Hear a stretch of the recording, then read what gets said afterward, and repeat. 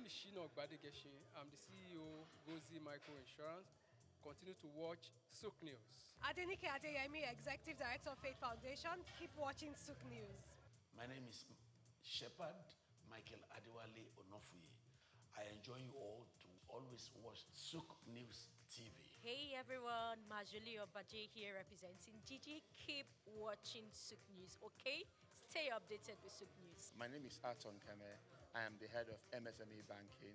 Please keep watching Souq News and stay glued to Souq News. I recommend that more and more people should watch Souq News because they deal with business news. Hi, my name is Amaka Wokolo. I am the director of the Faith Institute at Faith Foundation. Keep watching Souq News.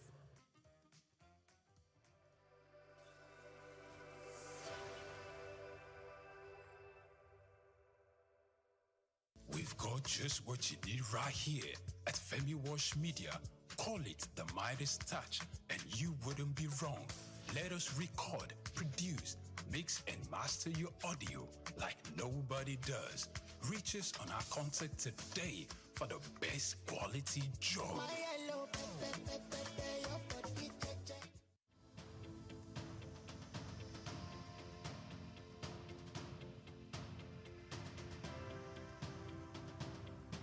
Eko Atlantic has become Nigeria's most sought-after city for its high-end infrastructure, prestige and well-planned city layout as reflected in an 8-lane boulevard, about 13 internal bridges, underground cables and green footprints defined by over 30,000 trees. Additionally, having a building in the city has become a trend among the so-called big boys, as was the case with Old Ikoyi, Victoria Garden City, popularly called VGC, Osborne Foreshore, and now Banana Island. In this special report, Bayo Olaoye states that this talk of "I belong" and the prestige mentality has also spread to the big firms. Before now, Kingsway and Ozumba Mbadiwe used to say that Victoria Island were the go-to locations for high-rise office buildings. These locations are home to iconic developments such as Kingsway Towers, Heritage Palace, Fanfa Towers, the Wings and the Waves, among others, making them Nigeria's equivalent of Silicon Valley. The Eko Atlantic City was modeled after the skyscraper district of Manhattan Island in New York City. It has become the new destination for big-ticket corporate firms which are building or relocating their new headquarters to the 10-square-kilometer city, rising off the coast of the Atlantic Ocean in Lagos. The city is attracting investment interests in both residential and commercial real estate, the latest being MTN Nigeria, preparing to build a new headquarters. MTN is coming on the heels of First Bank, which recently turned the turf to build a 40-floor corporate head office, making the city's most iconic development so far. Prior to this courageous and ambitious entry into Eko City by MTN, First Bank, Dangote Group, and the Embassy of the United States of America have taken positions there, developing a new head office and a diplomatic facility respectively. Much earlier, a co-development company had occupied the city as the developer of the Azuri Towers, offering both residential and commercial facilities for high clients and corporate bodies. Arkaland Property Investment and Oak Homes are also in the city, developing A&A Towers simultaneously. These are the residential developments that will be standing on the 22nd floor and the 33rd floors respectively. Other developments are the Pan-African Towers by Periwinkle Residences, Eco Pearl with Champagne Tower and Eco Pearl Black Tower, Amni Towers and Ani International Petroleum Development Company, and Louisville Towers by Total Energy Staff Cooperative and Multipurpose Society. Louisville will comprise 300 residential homes spread between 2 towers, a world-class sporting center and a club, retail outlets and other facilities. It is designed to employ modern technology to achieve smart living and high standards. Eco Atlantic is an exclusive luxury city with superior infrastructure that appeals to the kind of investors we have seen in the city so far.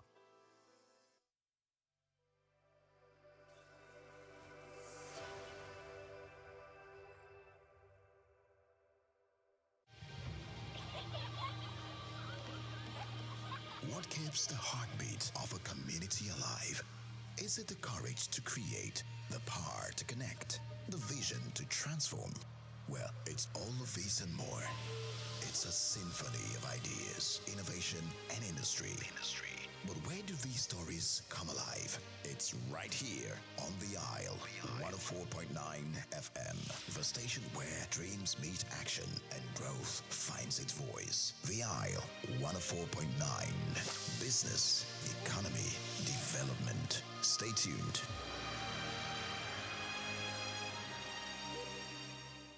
At the Africa Development Study Center, ADSC, we are committed to driving sustainable growth and development across Africa through innovative training and research. Our mission: empowering leaders, policymakers, and professionals with the tools they need to create lasting change. With customized training, dynamic research programs, and study exchanges on leadership, management, and other critical development topics, ADSC offers a platform for exchanging cutting-edge ideas and global best practices. We provide comprehensive services in research and consultancy, capacity building and training, education programs, publishing, and knowledge sharing. Our esteemed faculty, composed of seasoned experts and researchers, ensures a learning experience that is insightful and practical.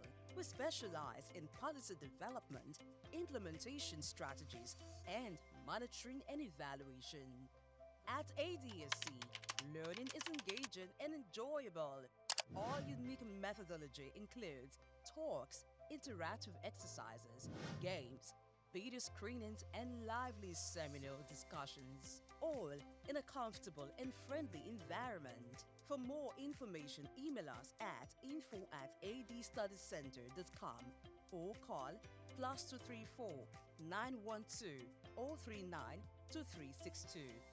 Visit our website www.adstudycenter.com to explore our programs and upcoming events. Africa Development Studies Center, rethinking development for Africa.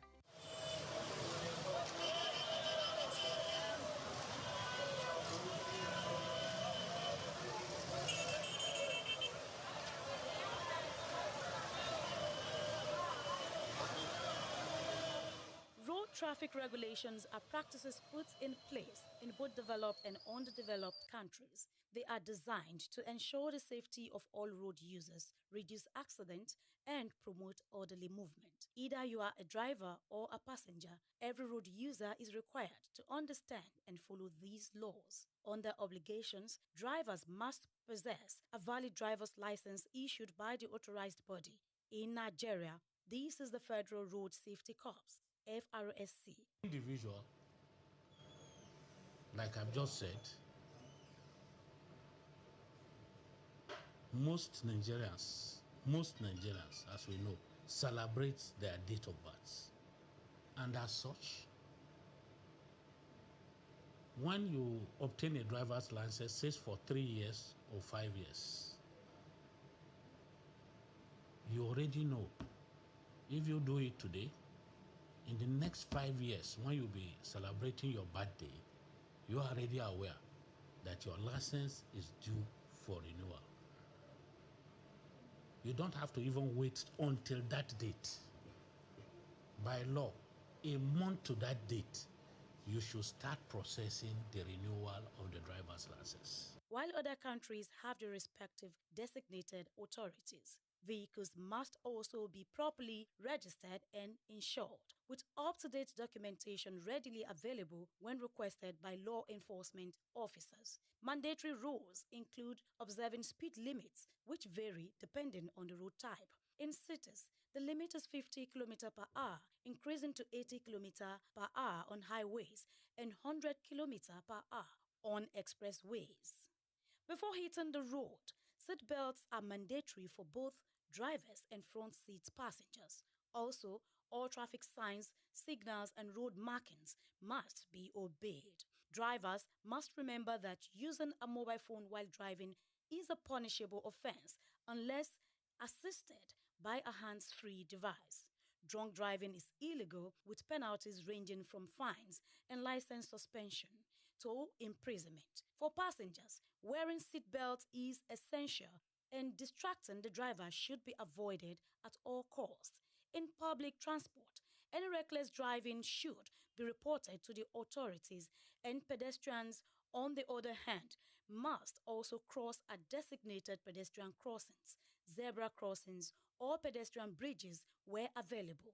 They should follow pedestrian traffic lights and only cross when the signal indicates it is safe. Looking left, right, and left again before stepping onto the road is crucial and should avoid running while crossing. Making eye contact with approaching vehicles ensures they see you before you proceed.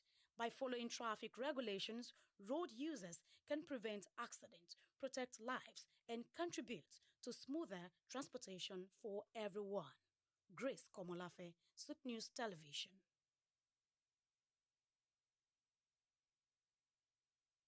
Afrobeats is a classic overnight success story, except it didn't happen overnight. I'm happy to be here. One of the key things about the Omniverse is that it's designed to go beyond an event and designed to be fully something that people can engage beyond the summit. The point being that Nigeria has so much to bring to the world in terms of these things, but we will be bringing fresh energy, fresh ideas, a fresh engagement, and we're obviously open to collaboration. But hip-hop, it never dies. What's the difference between Thor and Shango? Thor is approaching $50 billion in revenue. Shango's broke somewhere outside Lagos. And that's a lack of imagination on our part, Africa, and they're all Nigerian.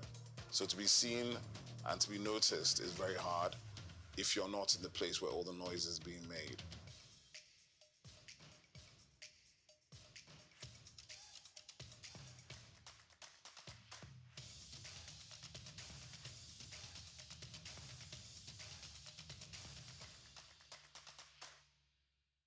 Muhammad Yunus was born on the 28th of June 1940 in the village of Batwa, Chittagong, a British Indian colony which is currently known as Bangladesh.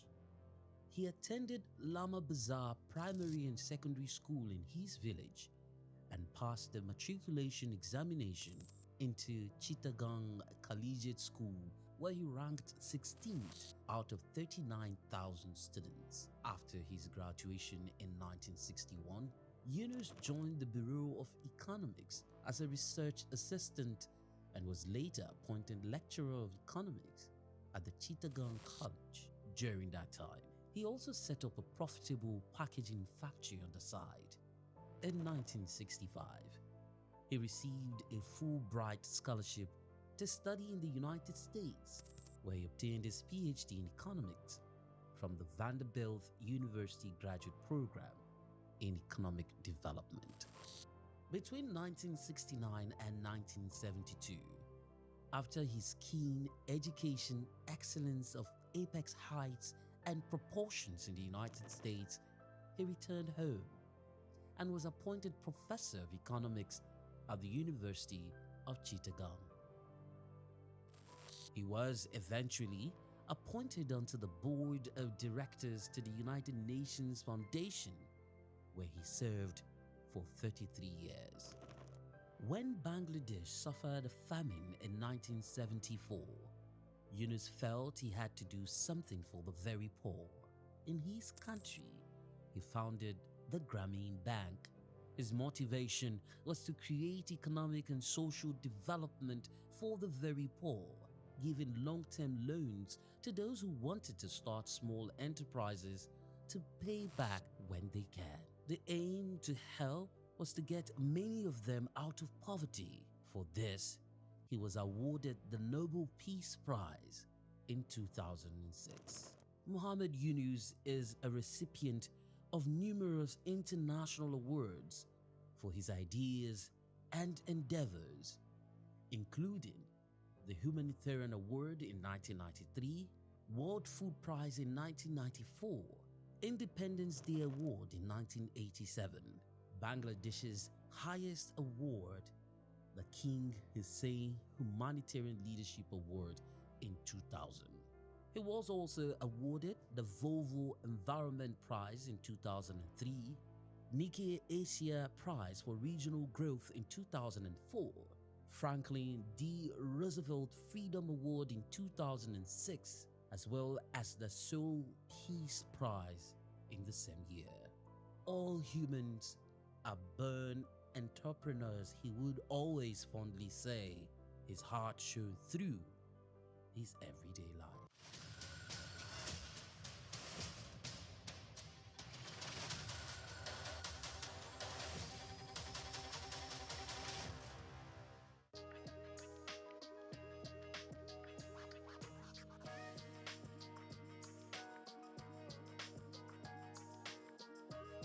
Okay, thank you so much. I think the bill is a good one for Nigeria. And I think that the bill will be a catalyst for business to thrive in Nigeria. So my position and my perspective to the bill would be that it will be a very positive one for Nigeria going forward. If eventually the bill scale through the legislative processes and it have actually eventually become a law. So that would be my position.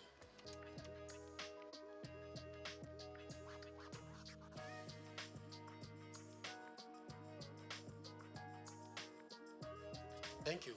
Yeah, the bill will help business in different areas.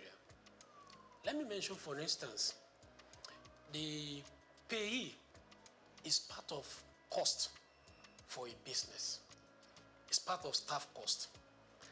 And for especially small businesses, which are the major backbone of the economy, the bill is proposing a reduction, that is proposing tax exemption for some category of lower staff cadre, which in essence is a cost reduction for businesses. So by that, it will help the business to thrive. Also, many people will come, by virtue of that, employ more people, which will bring a robust activity for the economy. And at the same time, there's some category of people that their tax will also be reduced compared to what is currently in operation. So it is a positive atmosphere for business. And when you look at it from the perspective of VAT too, you also see that there's going to be zero tax on some product. There's also going to be a tax exempt on some products, especially for masses, people, low-income earner. So some certain products, there's going to be exemption. There's some certain product that's going to be zero tax related. So by that, it will bring a more robust business activity. So by it, and then it will have positive effect on business and economy in general.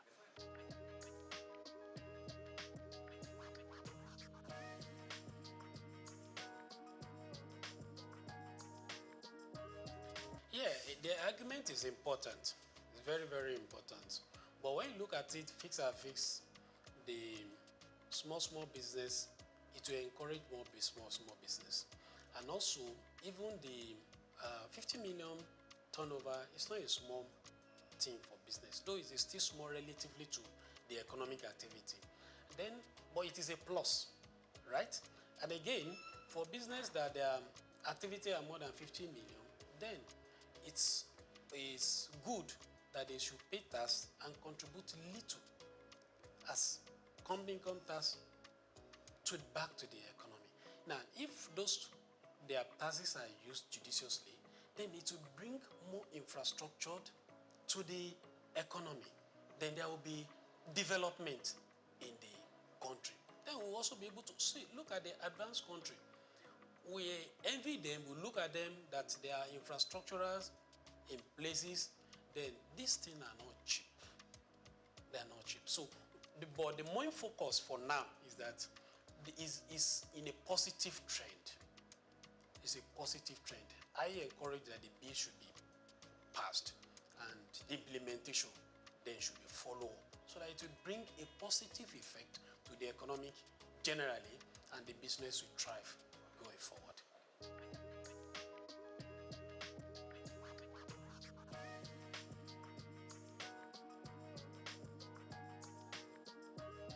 Well, I don't see disadvantage, but I see challenge. Okay. Yeah, one of the things is that naturally, human beings were adverse to change. So if something is bringing a change, especially when you want to take us out of a comfort zone, we may not want to willingly agree with it. But for me, I think the positive and the benefits outweigh whatever probably challenge or the disadvantage we may envisage. So I still strongly believe that the bill is in the right direction for us.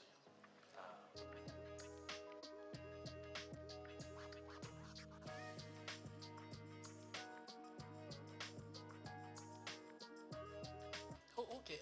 I think from the angle of the value added tax, what I would like to say in that area is that it will help the lower income earners because, like I mentioned earlier, that there's some products that's going to be zero rated, which means that there is not going to be tax VAT on them. There are some that are totally tax VAT exempted. So, which means that, and these products, they are products that commonly is everybody really, but more of a masses low income earner will not with the VAT that will have been paid on it will have been an impact on them. Then it's taking off. So I think from that perspective is also a good and a welcome one. And it compared to what was proposed before, a general increase in the VAT rate across board. So this one is narrow it down to a particular area. So wherein it also exempt or puts zero rated on some product that are commonly used by the masses. So it's a positive direction. It's a good one.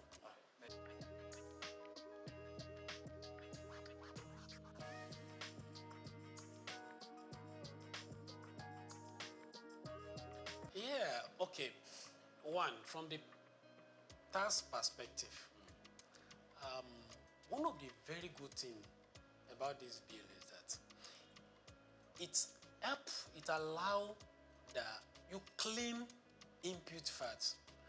VAT is what you sell, what you buy. So the net effect of it is what you remit. Then this bill also helps to claim some expenses which currently is not in operation. So it's a positive one. Then again, you mentioned the increase in the VAT going forward. Well, let's appreciate that the increase is going to be gradual. That's one. Then two, let's also remember that the VAT, some of these products, they are not going to be with VAT again. That with common people like me and you, transport, there's not going to be VAT on it. Rent, no VAT on it.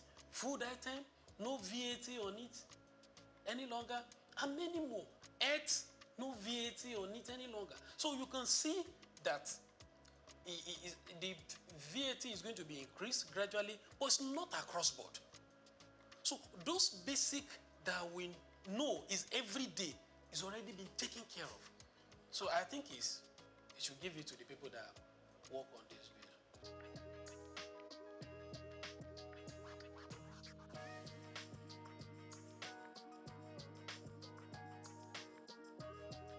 Okay, thank you so much for that angle and the question. I want to say that Federal Inland Revenue Services, they are really trying. And I can tell you, there's no system that doesn't have its own challenge. But FRS, they are trying. And they are moving from those days of Alanok. Now we have tax promise. You can do your filing right from the comfort of your office.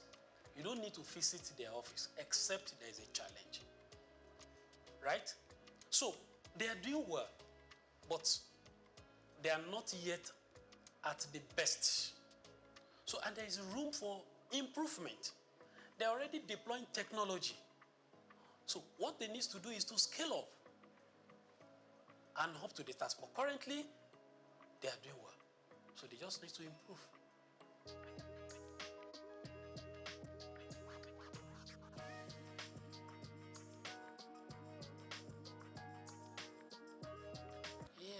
Well, it depends on the perspective you look at it. Is it shrinking? Yes, we have some companies that are no more within the soul of the Nigerian. So in that case, their taxes is no more coming to us. But again, look at other businesses that are springing forth. So definitely those are coming to the tax net. And then again, there are some companies that are not, businesses that are not in tax net. So through the use of technologies by FRS, they're already bringing them to tax net. So the tax net is increasing. So the net effect of it, you can say, is increasing. Though we have some that are leaving the soul of Nigeria. So net effect of it, the tax net is increasing. Because we have people that businesses that are coming to Nigeria, and we have people that are businesses that are already in Nigeria, but they are not in tax net, but they are already bringing them to tax net. So it's like they are looking at perspective of increasing the threshold from 25 million to 50 million, as the case may be. Yeah. So are they saying that the government should also still be taxing 25 million threshold? So we should applaud the bill that give opportunity for businesses that their threshold is less than 50 million, as the case may be. So, but from that angle, if you are looking at it that the business is shrinking, I don't see from that angle. I see from the angle of if the business is doing well and you are not to pay tax, right? Then your business is becoming robust. Then you exceed the 50 million threshold. Then you also come back to the tax to be paid. So it is a way of giving boost to the business. And by the time the business is doing well beyond that threshold, then they'll be able to give back to the society. So it's a win-win situation. It's like giving a kind of relief to a business for them to thrive. And when they become better, doing well, then it's an encouragement to business, which they will also come to the net after that. So it's a good one.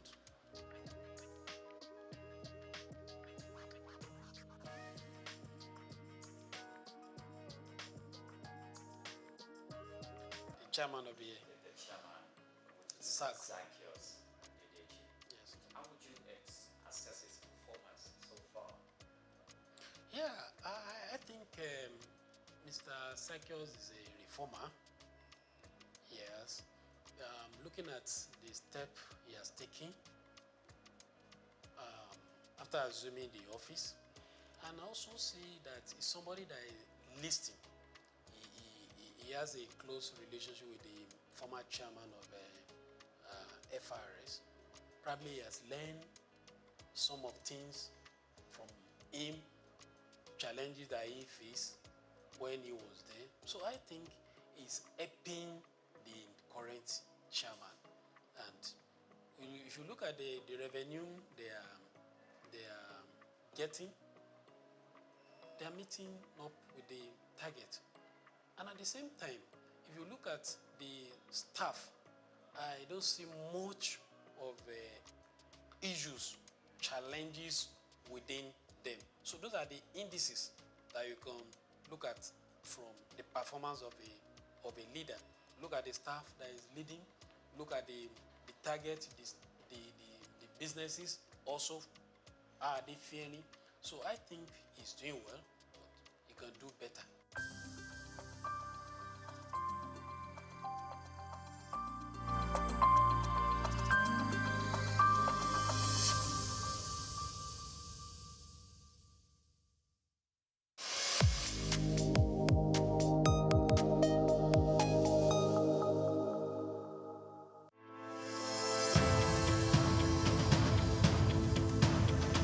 Nigeria leather industry has a storied history, particularly in the northern parts of the country where the art of leather farming and crafting has been perfected over centuries. Traditionally, leather was used primarily for functional items like sandals, bags, and saddles, with little emphasis on fashion. However, the narrative has changed drastically in recent years, as Nigerian leather has evolved from a utilitarian product to a symbol of luxury and high fashion. Here is a special report by Bayo Olaoye. The turning point for Nigerian leather came as local designers began to recognize its potential beyond traditional uses. They started to experiment with new designs, creating products that appeal to the modern consumer while maintaining the heritage of craftsmanship. The result has been a wave of leather products that are not only functional, but also stylish and desirable on the global stage. One of the key factors driving the revolution is the exceptional quality of Nigerian leather. Known for its durability and unique texture, Nigerian leather, particularly from goats and cattle, has become highly sought after by fashion houses both within and outside Africa. This demand has encouraged local artisans to up their game, focusing on quality control and finishing techniques to meet international standards.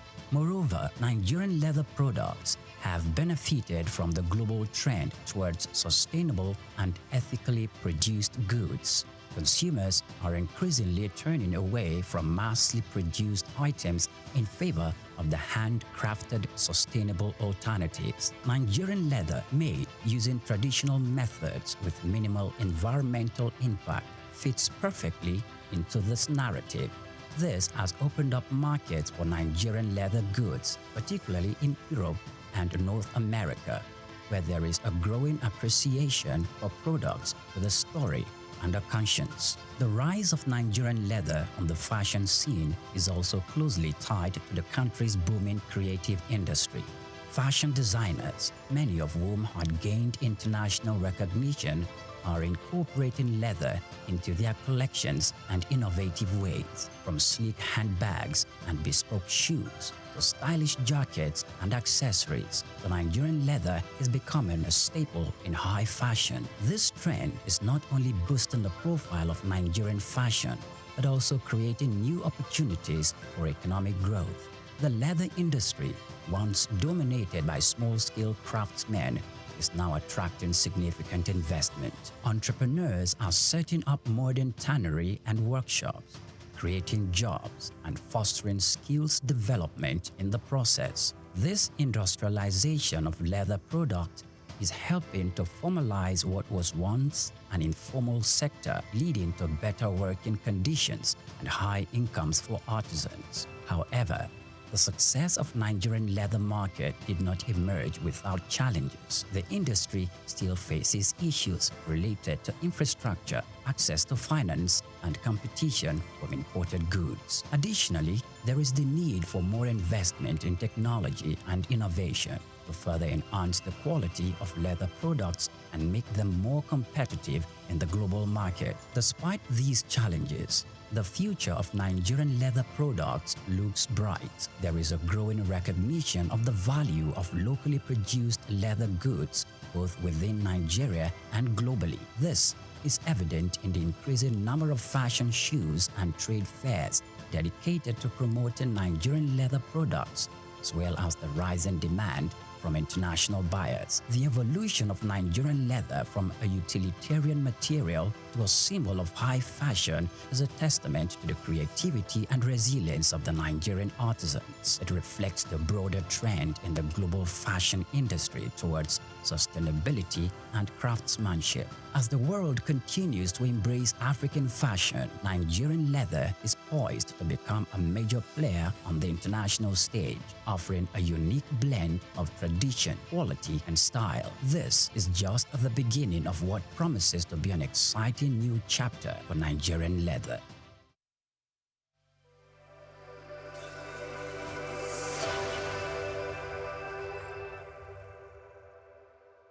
Imagine a world without the roar of a lion, the flight of an eagle, or the rhythmic dance of ocean waves teeming with life.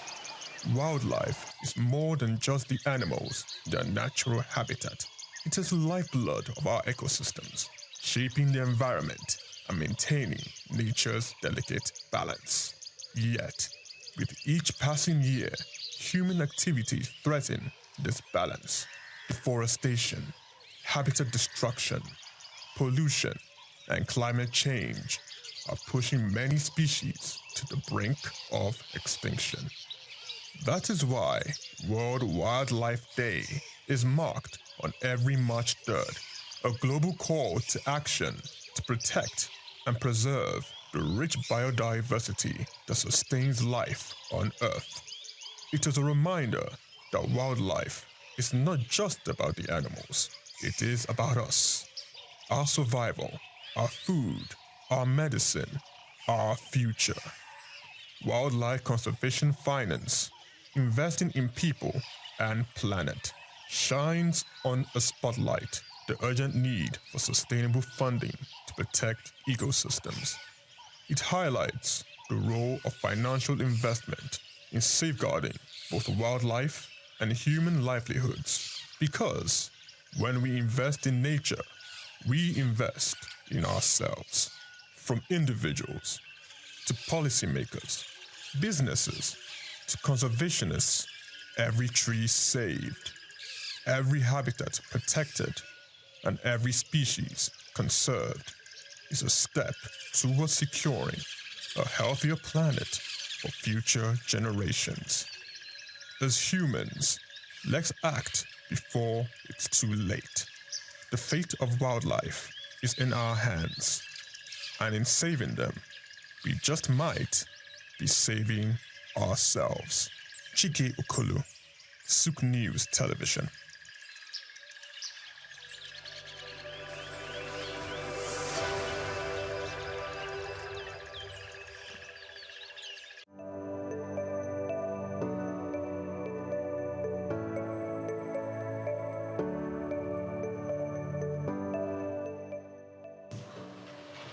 Directors, President, Nigerian Guild of Editors, distinguished editors, ladies and gentlemen, good morning.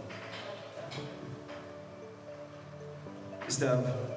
Chairman, as part of your engagement to engage with various stakeholders, you have met with various groups, and another critical group that you are meeting today are members of the Nigerian Guild of Editors. Of course, you had a meeting with NUG where they selected journalists from states of the Federation, where you share your vision and also seek for their support. It's the same thing we are here to do. Editors, before you is the chairman of the ICPC. Before becoming the chairman of ICPC, he was the Commissioner of Justice in Jigawa State. And he has a vision that he intends to unveil, or he wants you to help him so that he achieve this vision. Dr. Musa Aliyu San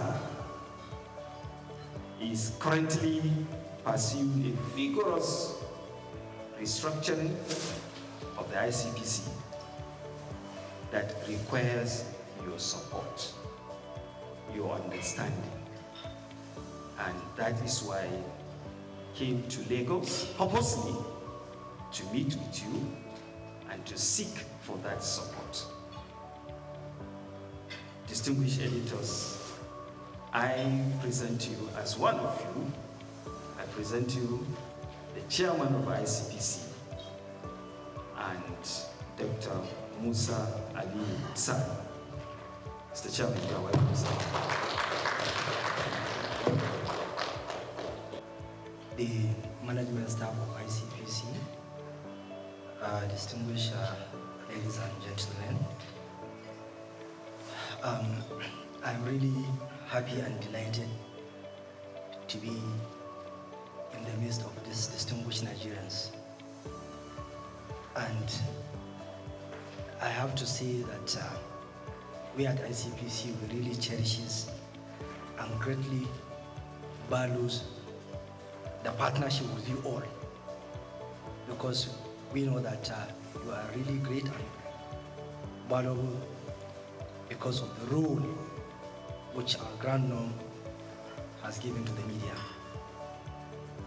And there is no doubt that your dedication to exposing corruption and enhancing our efforts has been crucial in fostering a more transparent society. And our decision to come here today is part of our determination to strengthen our partnership. That's why this breakfast meeting is not merely an event, but a reaffirmation of our shared mission to combat corruption and uphold integrity in Nigeria. And your support for the ICPC in delivering its statutory mandates, including its robust activities and initiatives in fighting corrupt practices and other related offenses in Nigeria, is really commendable, because you have been really helpful in enlightening Nigerians about the problem of corruption. And I'm personally filled with gratitude that the media has continued to positively boost the ICPC's anti-corruption public communication efforts. Your investigative reports, analysis, and overall dedication to truth have helped in exposing corrupt practices, because there are a lot of stories that you published which help us in our investigation. And most of these stories, they have led us to discovering some massive challenges that is facing, or that are facing our public sector. And if I may recall, there is one whereby it has to do with our youth. A contract supposed to be executed for the benefit of our youth, but the humongous amount of money was diverted. And it was as a result of one of you we discovered the challenge. So I thank you for the contribution. As we salute your commitment to the crusade against corruption, ICPC under my leadership is really serious to ensure the sustenance and heightening of our collaboration with you. And the media is not merely an observer, you are a frontline partner in the fight. And over the years, ICPC has adopted a strategic communication approach in line with Section 36 of the 1999 Constitution as amended, and Section 27 sub 4 of the ICPC Act. And these laws ensure the protection of suspects' rights while remaining strict, diligent, and stand in our actions. And ICPC will remain resolute in propagating the rule of law and protecting human dignity. And also, ICPC under my leadership prioritizes the protection of whistleblowers and the integrity of investigations. And transparency is a cornerstone of our work, and we will continue to provide verified information through official channels, which include press releases, newsletters, and our digital platforms. May I quickly review some of our engagement last year? Last year, because I was the Attorney General, and I rallied my former colleagues, we had a meeting in Abuja whereby we look at the challenge of corruption at subnational. We reviewed the problems and also agree that we need to work together. As a former Attorney General, I know that they are critical because they are the chief law officers of the states. That is why I engaged them, and after the meeting we had in Abuja, we started the zonal engagement. We had one in Kano for the Northwest, where we discussed challenges around corruption within the zone. And also this year we are going to the other geopolitical zones to have similar deliberations. And also in September this year we are going to sit down and review what we have done to see how can we partner. Because I feel the attorneys general are critical. And as chief law officers, they need to work together with us, because by section 15 of the Constitution, all of us are supposed to put hand on deck in order to fight corruption and also to see how can we tackle abuse of office. And also, I had engagement with Nigerian Institute of the NIPR, the Nigerian Union of Journalists, ICANN, Nigerian Bar Association, and various stakeholders on how can we partner in the fight against corruption. Because no single entity can fight corruption. We need to work together. So that is why I reach out to various stakeholders to ensure that we are on the same page. And last year, we were able to reach out fiscally 1,458,000 individuals through our 579 sensitization exercise conducted under our community engagement programs. And we issued about 188 press releases. And also the Commission experienced increased followership in our social media platforms. And also we introduced what we call ethics pods, a podcast, whereby we are sensitizing Nigerians around the issue of corruption. And also, there is no way we can succeed without having planning. Our strategic action plan 2024 to 2028 was unveiled last year, whereby we gathered stakeholders and discussed it, because that will be our focus on how we can work. And our strategic action plan is in line with the National Anti-Corruption Strategy, which has 5 pillars: corruption prevention, issue of enforcement and punishment, ethical reorientation, and also enlisting public support of Nigerians, so that, and also recovery of proceeds of crime and management. And this is the area whereby we have upscaled our activities to see that we trace, recover, and manage the process of crime, and also to remit it back to the Consolidated Revenue Fund, so that we won't allow those allegedly took away what did not belong to them to go on with it.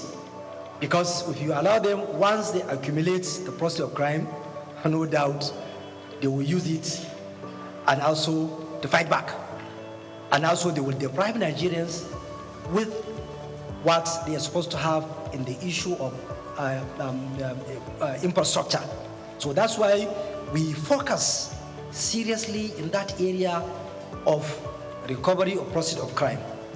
And also ICPC, as you know, that it has laudable programs. And one of the key issues which I focus is that I ensure that I consolidate all what the previous chairman of ICPC have done, from late Justice Mustafa Akambi to Professor Wasoni.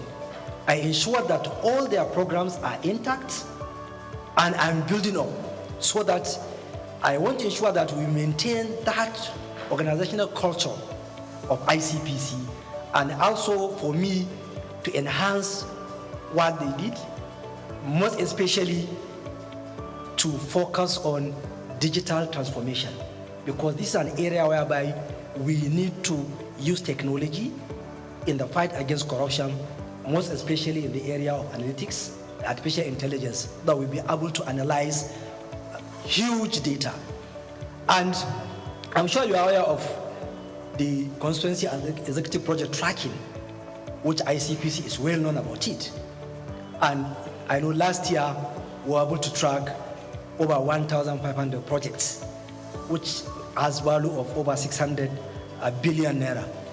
And so that at least Nigerians can get good quality projects that is in the budget.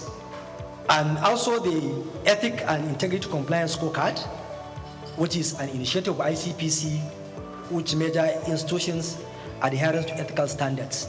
We released the results, and I have seen the impact, because most of head of agencies that have not done well, they reach out. Chairman, why? What are our challenges? Can you help us to see that we overcome these problems?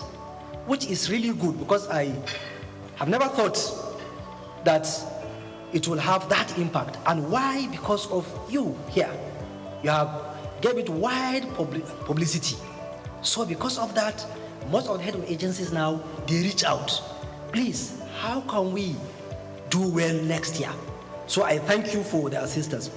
And also our sexual harassment prevention program, which is tackling corruption linked to abuse of power. Last year, I know that we had engagement with the one civil society, where the ministers of the Minister of Education, then Professor Tahir Mamman, and the State Minister Yusuf Tonko Sununu, they were there. The former Minister of Affairs was there, and also over 20 commissioners of education across the country, they attended, because we discussed the challenge around the problem of sexual harassment, most especially in our tertiary institutions, because our students are victims of this challenge. So that's why ICPC has been doing its greats in that area, so that we ensure that we help our students, we protect them from sexual harassment. And I'm sure that you are aware that currently there is one of the senior academics that is facing trial at Abuja Federal High Court on this issue of sexual harassment. So, and we are determined to ensure that where there is credible evidence, any sexual harassment complaint tabled before us, we will make our efforts to ensure that we investigate it and also take the matter to court where there is evidence. Then there is our Anti-Corruption and Transparency Unit, Act 2, that they have been doing well in the various MDAs in order to help in ensuring that there is transparency and accountability in MDAs in this country. Then, when I came in, I tried to bring up my policy, which I call it Care for Impact, to ensure that ICPs as an agency, I consolidate the good culture of that agency, and also an agency which is accountable, responsible, and efficient in approaching all issues that are tabled before us. So that one too is something that I unveiled it last year, and we have been using it. Now, recently, we are aware of the decision of the Supreme Court about the local government autonomy. So we have looked at the decision, and also we have been having various engagement with civil society to see how can we give our quota, how can we control our quota in ensuring that the local government autonomy operates the way it's supposed to. And also, how can we follow what are happening in the local government councils. And we are trying to bring up what we call corruption prevention program for local governments, whereby we'll monitor activities at all the 774 local government areas in this country. One problem we notice is that in this era of technology, there are only 7 local government areas in this country that have functional websites. So we feel that is not right. So we will now try to see how can we use technology to force the local government council to make information available to Nigerians so that Nigerians can follow what they are doing. You, also the editors and other media stakeholders, can be able to follow what are they doing so that we will monitor if there are issues, questions can be asked. We too, we can follow because we don't have the enough manpower to go over all the 774 local government areas. But we feel technology can help us. And we know that practically, I don't think there are procurement processes in our local government councils. This is an area where we need to look at. And also, we will ensure that there are mechanisms around control of corruption, around the issue of finances of local government councils. So we will team up with the media, with the civil society to ensure that information are available. Nigerians know what is happening so that at least it will reduce the challenge of corruption at local government level. Last 2 weeks, we are in Gombe, myself and Ola, the chairman of the EFCC. And we discussed around the challenges at local government level. So, and we are determined to ensure that we focus there so that Nigerians at the local level can get the dividend of democracy. And even recently, we have been facing challenges around the issue of this local government autonomy because there is even one caretaker local government chairman whom we charged to court because after the decision of the Supreme Court, he continued to spend government money to award contracts despite the fact that the Supreme Court said, look, stop. And also we know how challenging this issue of local autonomy has been since 1999. But ICPs as an agency will ensure that by virtue of Section 287 of the Constitution, we have the power to ensure that the decision of the Supreme Court is implemented fully. And also, I'm appealing to those who are making attempts not to comply with the decision of the Supreme Court to please desist. Because Supreme Court is the last court. Once it delivers a judgment, we must comply. That's what is rule of law. Because ICPC will continue to monitor and investigate because any caretaker local government chairman from 11th of July 2024 who spent public funds, who award contract, that is corruption. Because you don't have the mandate. And also the Apex Court has already spoken, so we must comply. Now, in my 1 year in office, there are a lot of international engagements which ICPC engage in. And in one of the engagements is that last year in September, we had an event in Beijing, China, whereby there is Global Network. Global Network is a coalition of over 200 corruption agencies across the globe from 124 countries. And I had the privilege of leading ICPC delegation and Nigeria, whereby Nigeria participated in an election of steering committee member, and Nigeria was elected as one of the top steering committee member of that Global Network.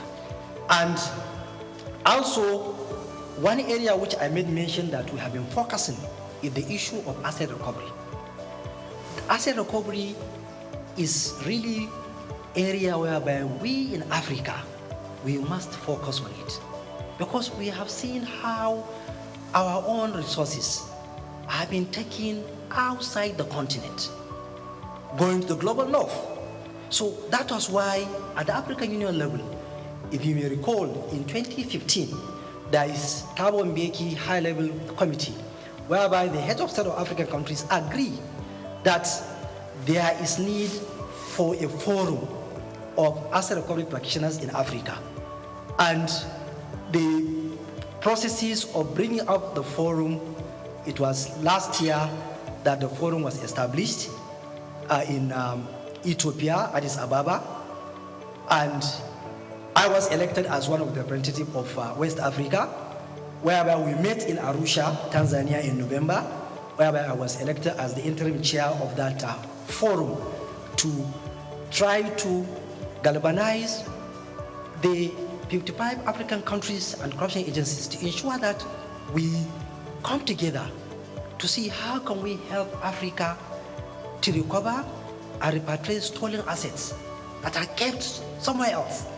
And we agree that, look, apart from slavery, which is our own human resources that was taken to other continents, there are a lot of stolen assets of Africa outside the shore of Africa. And we know what is happening.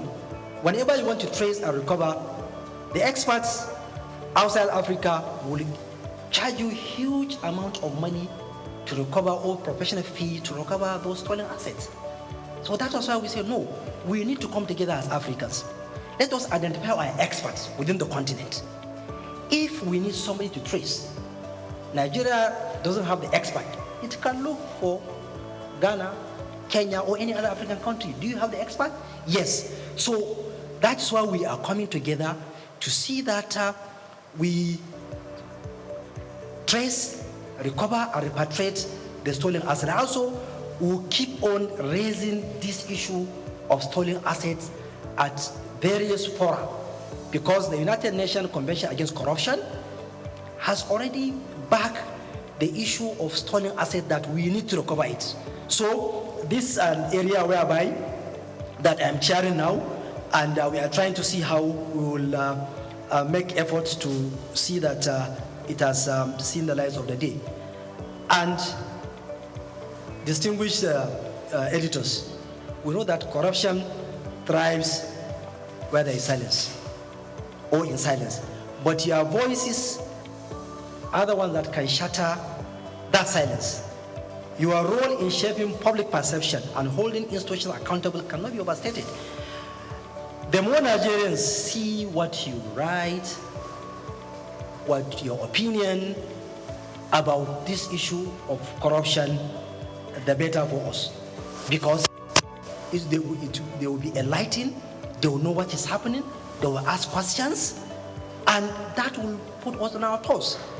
That will minimize the challenge of corruption.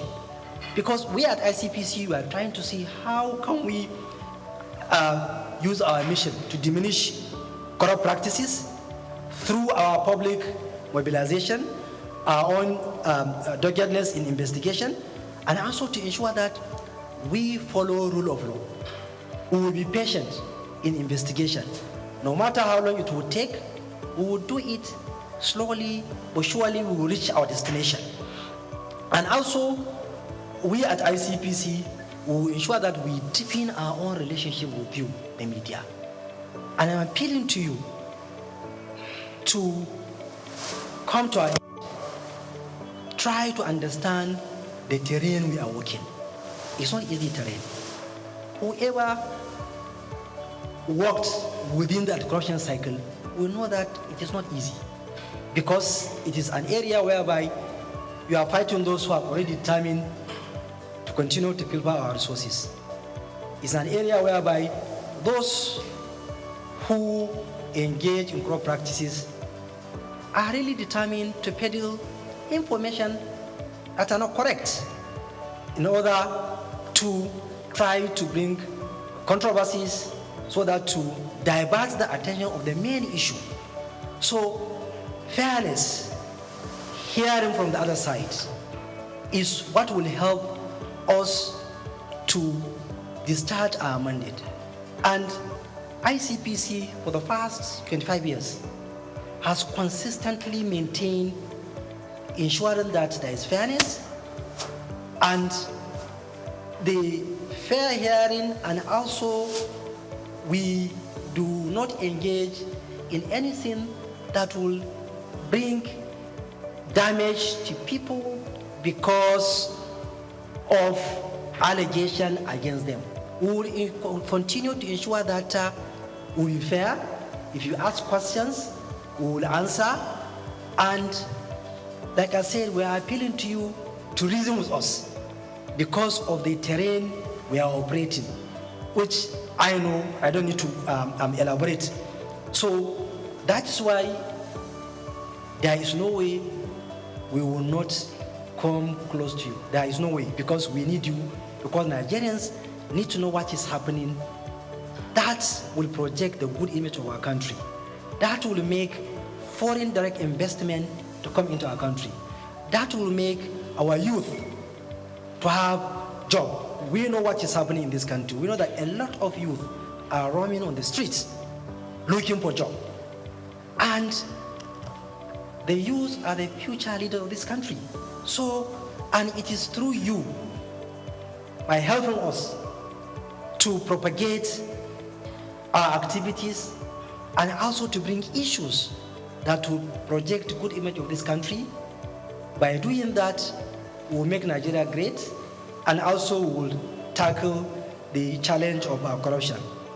And conclusively, I want to emphasize that you mean a lot to us, and that we count on you as dependable partners in ensuring that Nigeria is corrupt-free, and also I'm sure that partnering with you will continue to help ICPC to move forward, and also ICPC will continue to record achievements, and we hope that the aspiration of Section 15 of the Constitution will be realized, where Nigeria will be a country free from corrupt practices and abuse of office. Thank you so much.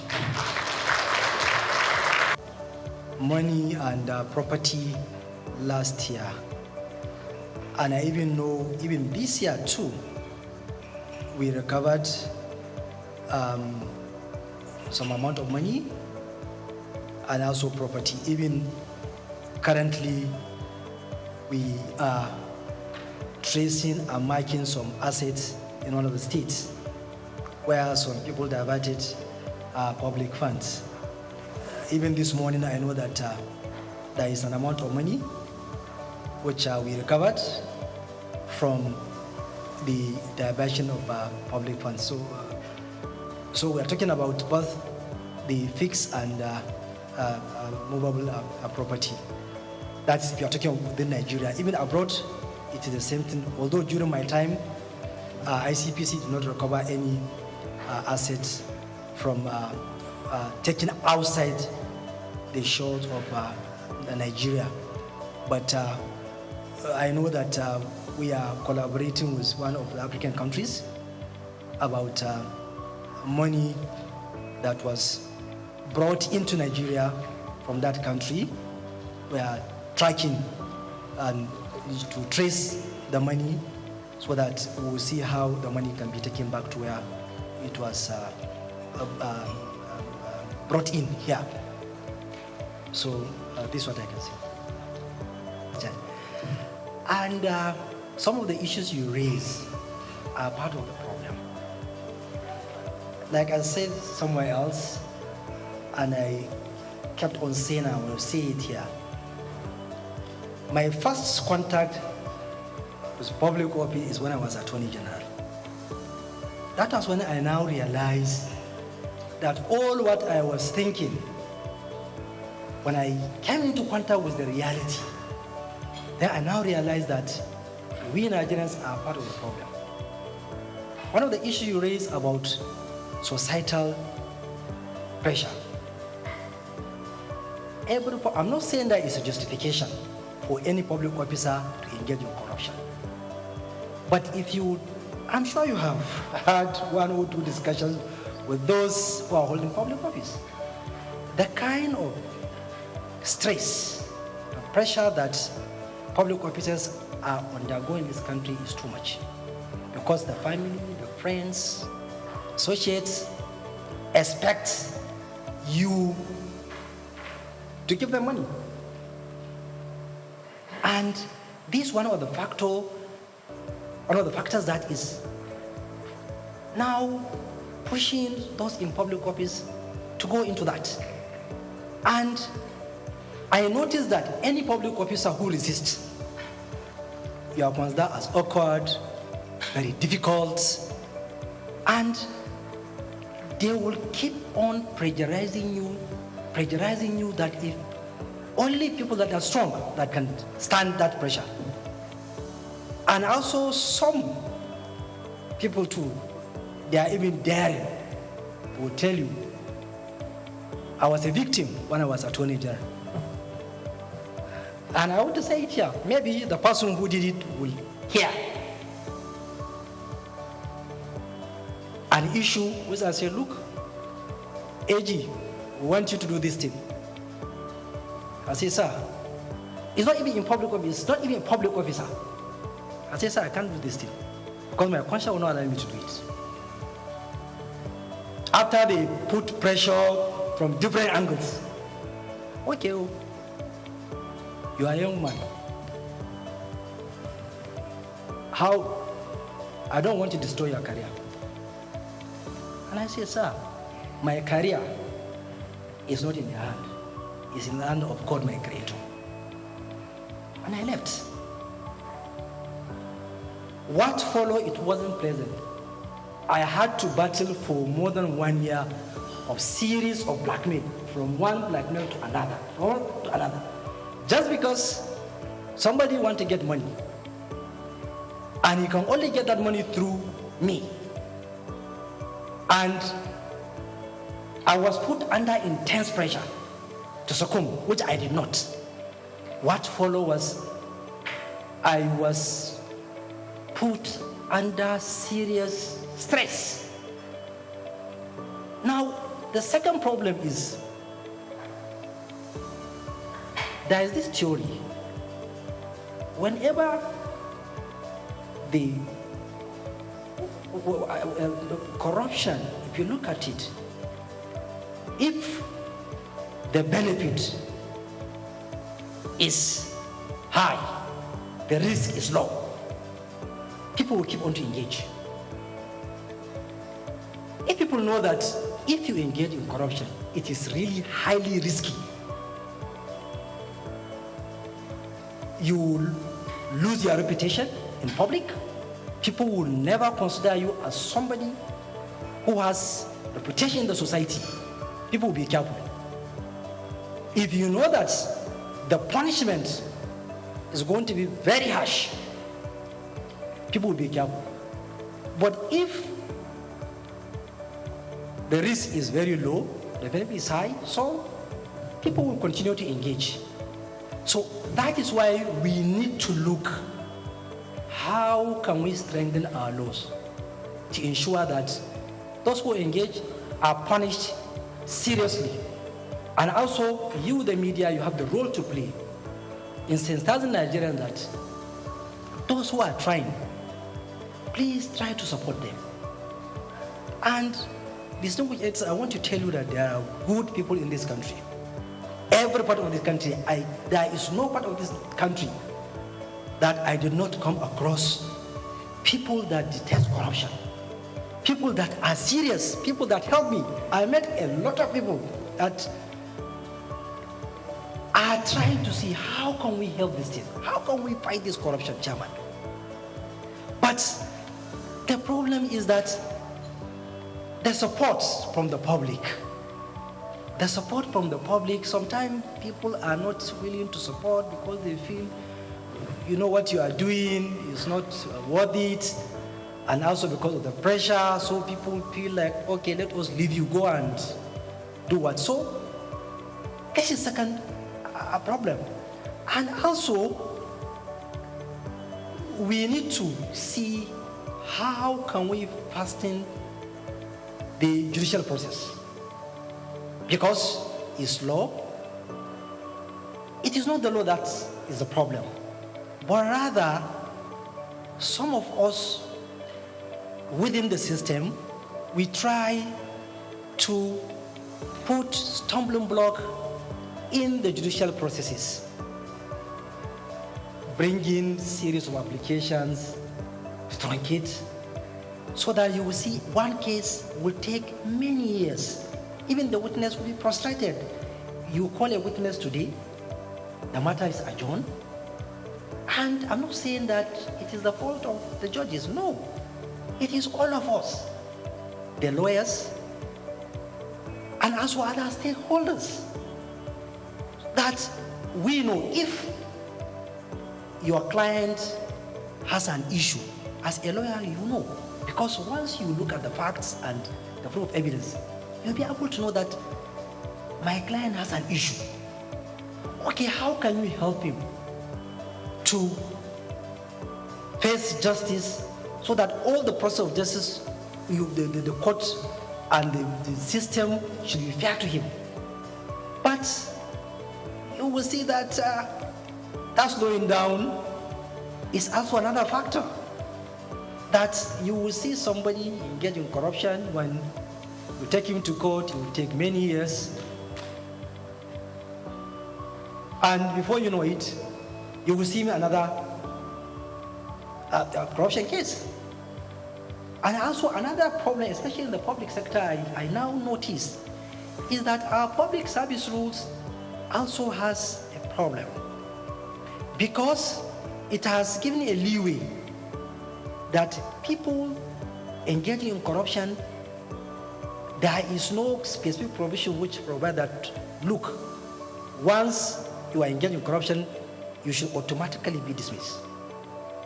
But some, you will find that after ICPC are investigating an issue, it has taken somebody to court, even if you secure conviction, you will not realize that the agencies are not willing to edge out those people.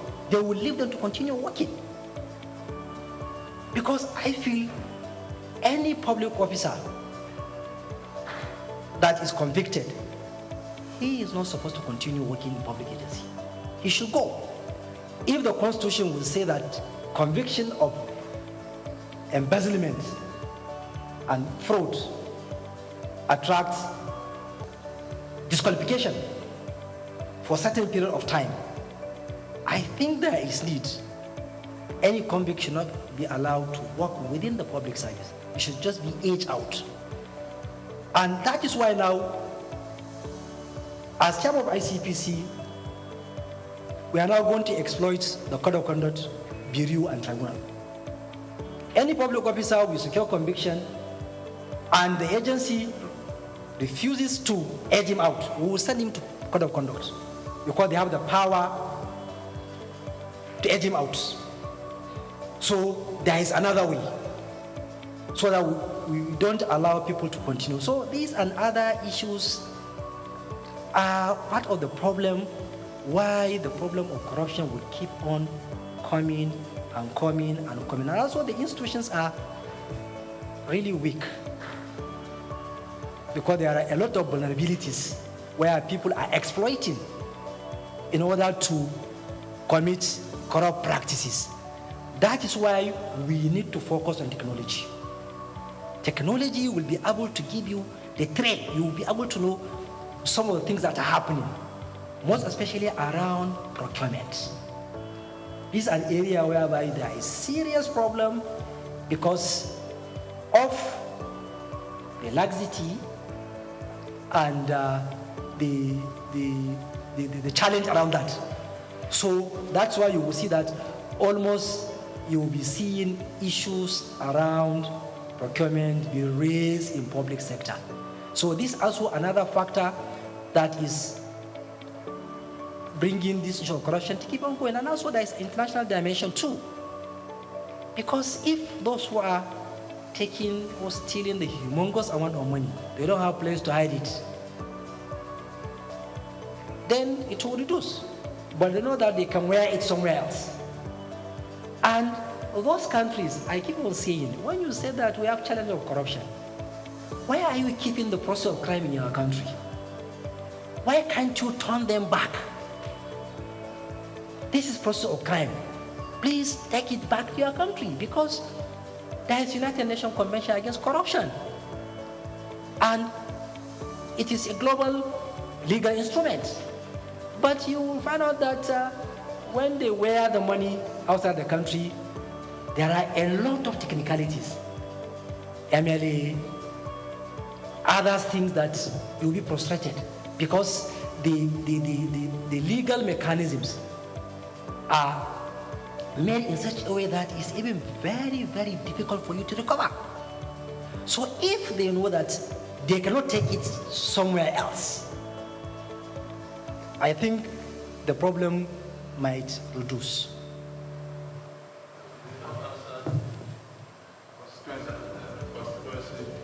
Okay, the constituency project, like I said, we have been investigating the issue because it's a challenge that has been with us for a long period of time. And from what I notice of why the challenge keep on coming is one of the issues you made mention. Because there was a time when member of National Assembly told me, say, Chairman, I have concern. I say, what is your concern? He said, it's about this concern executive project tracking. You people are doing well. But I know why this issue will keep on coming. On that day, he was telling me the challenge he was facing. There was burial in his hometown. You need to contribute. He said, look, somebody had domestic accident. He called me. And so he kept on mentioning, he said, I'm not justifying, but the societal pressure on us is too much. That's why only those who are strong will resist. And I don't know whether that is part of the reason why we are having this challenge. And to be frank with you, we have noticed areas whereby some of them did not execute the projects. We have noticed whereby some of them, they did shoddy job. We have noticed whereby some of you notice that, like I keep on saying, a well is supposed to be digged in one place and somebody will just take it to his home farmland. We will see whereby street lights, instead of to be installed on the streets, somebody will put in his house. So these are challenges that are keep coming. And I know that there is one of the newspapers last year, they made a front page story that ICPC has failed to tackle this challenge. And I know that we have been doing our best. And we did a lot because we have recovered a lot. And even currently, I know that there is somebody who is facing trial. A charge will file a charge against one of the former members of National Assembly. A former member is facing trial because of diversion. And also, we know that we have been going to ensure that if you do not execute the contract, you must go and do it. I know that there is a state whereby an ambulance was diverted. We ensure that it was taken to the hospital. I know where a lot of things. And that's why the strategy is good, in the sense that let us recover the proceeds of crime and put it into use. Because if you keep on filing charges and all these things, you will spend many years in court while the actual project will not be executed. And to be fair to them, if you confront them, you show them the proof. Honorable or distinguished, this is a project you're supposed to execute, you do not. Please direct the contractor to go back to site, or contractor go back to site. They go back. And recently, those who are being used, the contractors, I have been hard on them. If you allow money to be diverted through you, you are going to charge you now. You want to refund that money because you allow yourself to be used as conduit pipe. So we have been doing that and we have recovered a lot. And if I may say that the societal pressure, in my view, is one of the challenges, and also the weakness of the institutions. Because, to be frank, some of the heads of agencies, they allow themselves to be used in these challenges of constituency projects.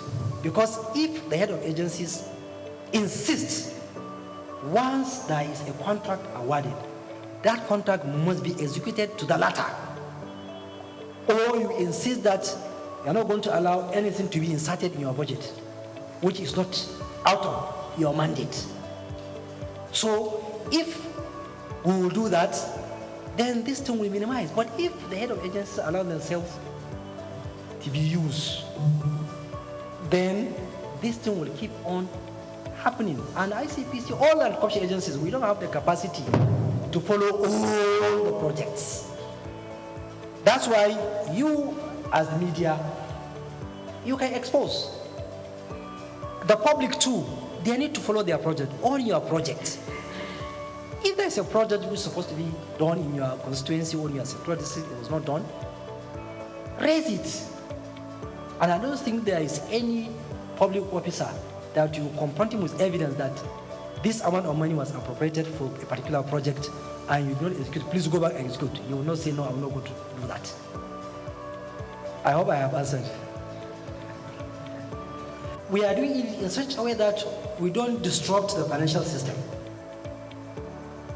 So we do it in such a way that we don't allow you to continue with illegality and committing crime, so that we will save the banking system and also the public sector fund. Then on issue of Dubai, like you made mention, in my speech I made mention of proceeds of crime. And I alluded to the fact that the international legal regimes, the various laws of countries are the problem. Because for me, I kept on saying in various fora of anti-corruption that look, if somebody steals our money and take it to your own country and you keep it, why are you telling me that we should come together and fight corruption? Why? Because you know, because your own, there is no your money in my country. So that's why you are saying we should join hands. While I have traced and point out to you, this is the public funds taken to your own country. Why can't you give us our own? But because of the legal regimes, sometimes it's tedious, it takes a lot of time, and there are a lot of, it's not even law alone, there are politics, there are diplomacy, so it is something which is even outside the realm of anti-corruption agencies alone, because you need a lot of stakeholders. I know recently there are countries that I am the one who have been following that, look, let us sign an MOU with you, because we have noticed our funds are being taken to your own countries. And they agree. There are some 1 or 2 countries that I know that we are about to complete signing an MOU because of what we have noticed. Also here, As a media owner, I here with my team, we have a radio station and also a television station. I want to commend your efforts. For you to meet with the media shows you are transparent. It shows you are accountable. I don't have any question to ask you because I'm part of the team. It is not cheap to fight corruption. It's very, very expensive. Fighting corruption is also very, very complex. It's not as easy as we used to say it. It is only the person that is wearing the shoe that will know where his pitches is. So I commend your efforts and I pray for more grace that God should color your efforts. Everything is in your favor, the age, the energy, you have the capacity, and you have the right team to help you to drive it.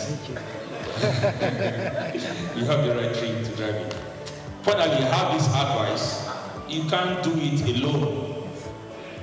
You need to also rely on the outside team to help you to drive your dreams, your plans, and goals, especially in the area of the media. I suggest maybe you could have something like a strategic media public enlightenment committee. Comprises, of course, the media team as well, stakeholders. You have a committee who also help you spread your good news. Also help you spread your good news either in the public sector, in the private sectors, and all that. Because if you say you want to work with media like you would like to work to, it's very, very expensive. But when you have the committees, selected committee, media team, editors, and also for the private sector and public sector, they will help you to achieve your dreams and goals. So you have our support, and like I said, God will color your efforts. God bless you, sir. Thank you. Angry ones and the pastors. Let me just add to your to-do list. I had two questions written down, but after Ikechukwu gave his lecture, I decided to calm down. You talked about, before I round up, and thank you for coming, judges advising you to go settle out of court. The biggest problem, one of the biggest problems with corruption in Nigeria are those judges. Recently, I think it was the Chief Justice of Nigeria who said election cases constitute about 70 or 80% of the cases they have in their docket, which suggests that election cases are very lucrative for them. So you have to put your searchlight on the judiciary. Then number two, your constituency, the legal profession. Please, MBA has, from all accounts, a vibrant lawyer, Afam Osigwe.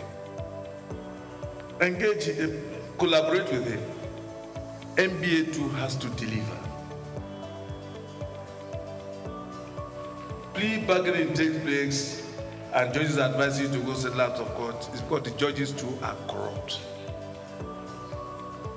The appointment and promotion mechanism on the bench is also corrupt. Search the NJC.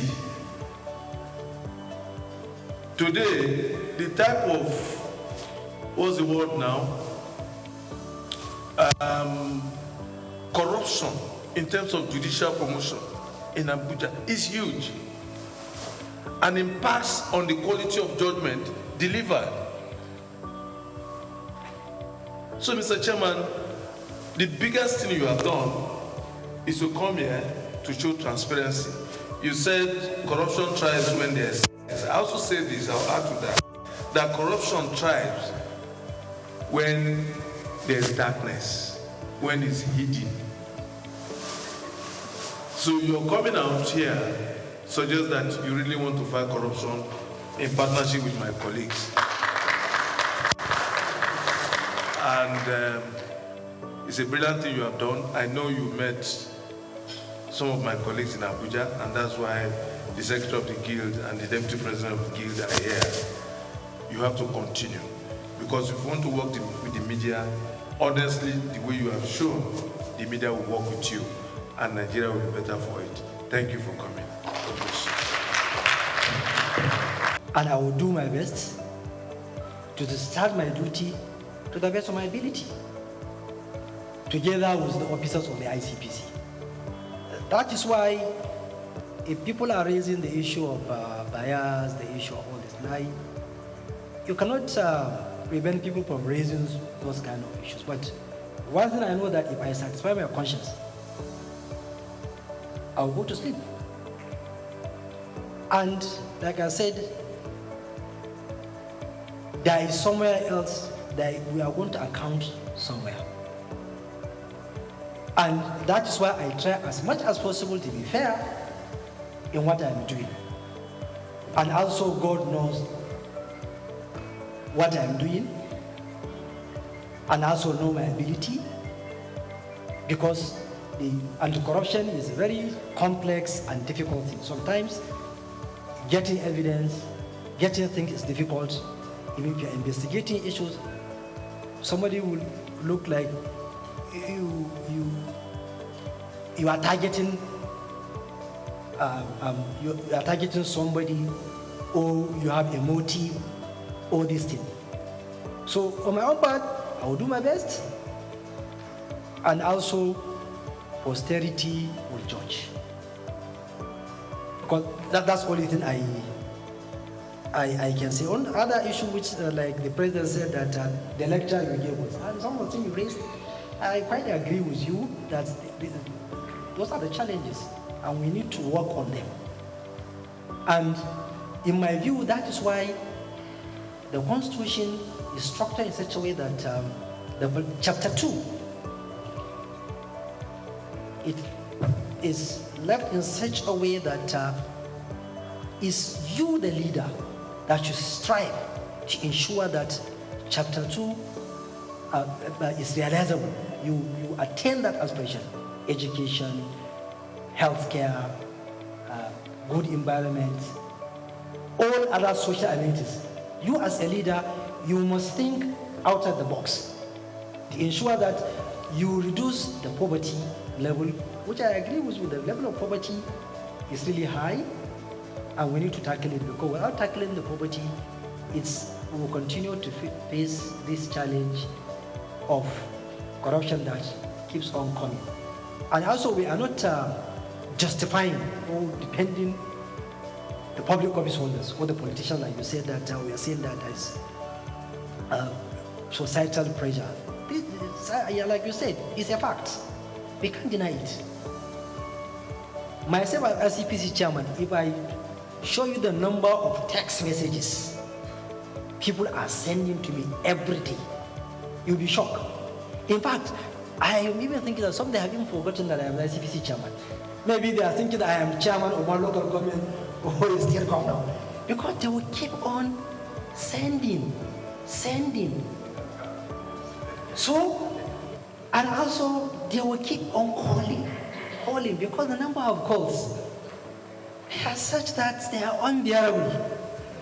And we are part of the society. Even if we deny, there is such a thing that even if you deny, is a reality. And I agree that poverty is one of the factors. But also we have to keep on telling people that they need to consider public office holders. And also we, the public office holders, also, we need to live a simple life. Because some of us, the way we are living a very larger life, that's why people will keep on pressurizing you. But unfortunately, it is also us, the Nigerians, that are pushing people.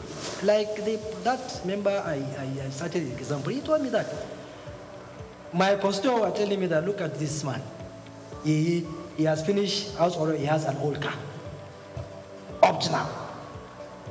So people are even looking at you, there are certain things that even if you exhibit as a public officer, people will look at you that is strange.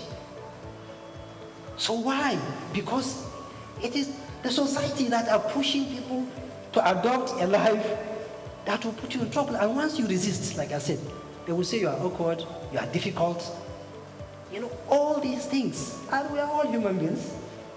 And that is why we need that support from you, the media, in your own writings, articles, and opinions, and also the public too.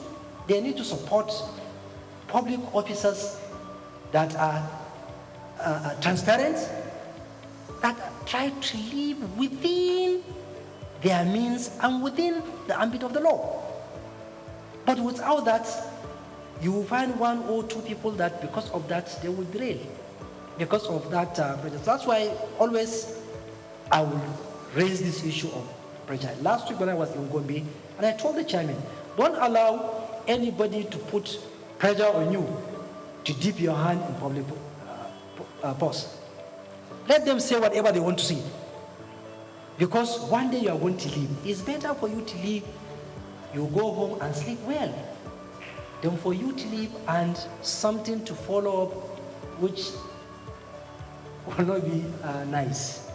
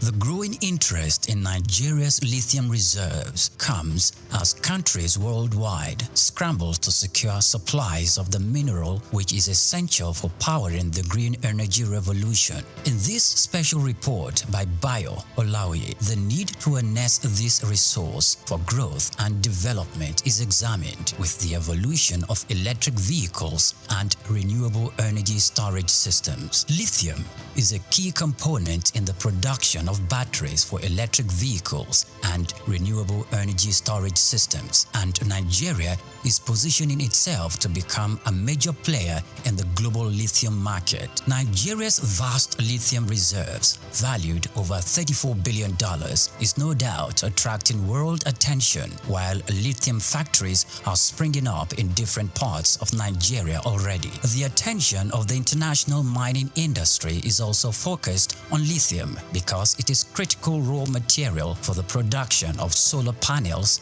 and electric vehicles. Analysts predict that global lithium market could grow robustly over the next decade, driven by the rapid adoption of electric vehicles and renewable energy technologies. Data from a global future market insight showed that the lithium mining industry has emerged as a cornerstone of the clean energy transition, driven by the skyrocketing demand for lithium-ion batteries. The surge in lithium demand is driven largely by the electric vehicles market, which accounted for over 70% of the global lithium consumption in 2024, according to an Iranian-based research firm. With countries such as the United States, China, and members of the European Union pushing for next zero emission by mid-century, lithium demand is expected to escalate further. The federal government, indeed, the Ministry of Solid Minerals Development, should intensify efforts geared at renewing and resuscitating the viable lithium industry in the country to its full potential. As Nigeria diversifies its economy into other sectors, the lithium industry offers hope and expectation that this sector would earn more revenue for the country. Nigeria should not just watch with folded arms, but must strive with the political will to develop and strengthen the country's vast lithium reserves.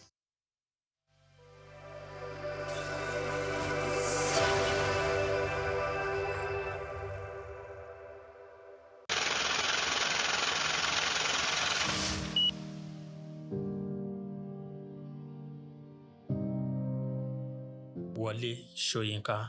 Born Akiwande Oluwole Babatunde Soyinka on July 13, 1934, in Abeokuta, Ogun State, southwest Nigeria, stands as one of Africa's most celebrated literary figures and a global icon of resistance against oppression. His life and works reflect an unwavering commitment to justice, culture, and the transformative power of art. Soyinka was born into a Yoruba family in colonial Nigeria, an environment that exposed him to both traditional African culture and Western education. His father, Samuel Ayodele Soyinka, was a school headmaster, while his mother, Grace Eniola Soyinka, was a devoted Anglican. This blend of indigenous and colonial influences deeply shaped Soyinka's world. Soyinka attended Government College Ibadan and later proceeded to the University College Ibadan, where he studied English and literature. Soyinka completed his education at the University of Leeds in England, earning a degree in English and later a doctorate degree. In the late 1950s, Soyinka began working as a dramaturgist at the Royal Court Theatre in London. However, his passion for storytelling and cultural preservation drew him back to Nigeria, where he founded two theatre groups known as the 1960 Masks and the Orisun Theatre Company. Soyinka's works, often a fusion of Western dramatic techniques and African themes, address universal issues of justice, freedom, and human dignity. His early play, titled A Dance of the Forest, which was introduced in 1960, written to celebrate Nigeria's independence, critically examined the nation's socio-political trajectory, setting the tone for his career as both artist and activist. Soyinka's activism became more visible during Nigeria's post-independence years. In 1967, during the Nigerian Civil War, he called for a ceasefire between federal forces and Biafran separatists. This led to his arrest by the military government, and he spent 22 months in prison, where he wrote a short drama titled The Man Died, Prison Notes, a harrowing account of his imprisonment and a profound critique of authoritarianism. Soyinka has authored more than 20 works, including plays, novels, poetry, and essays. In 1986, Soyinka became the first African to win the Nobel Prize of Literature, an achievement that brought global recognition to African literature. Soyinka remained an outspoken critic of oppressive regimes, often at great personal risk. His activism extended beyond Nigeria, addressing global issues of injustice and human rights. During periods of military rule in Nigeria, he went into exile, continuing to write and speak against tyranny. Today, Soyinka is celebrated not only as a literary giant, but also as a symbol of resilience and moral courage.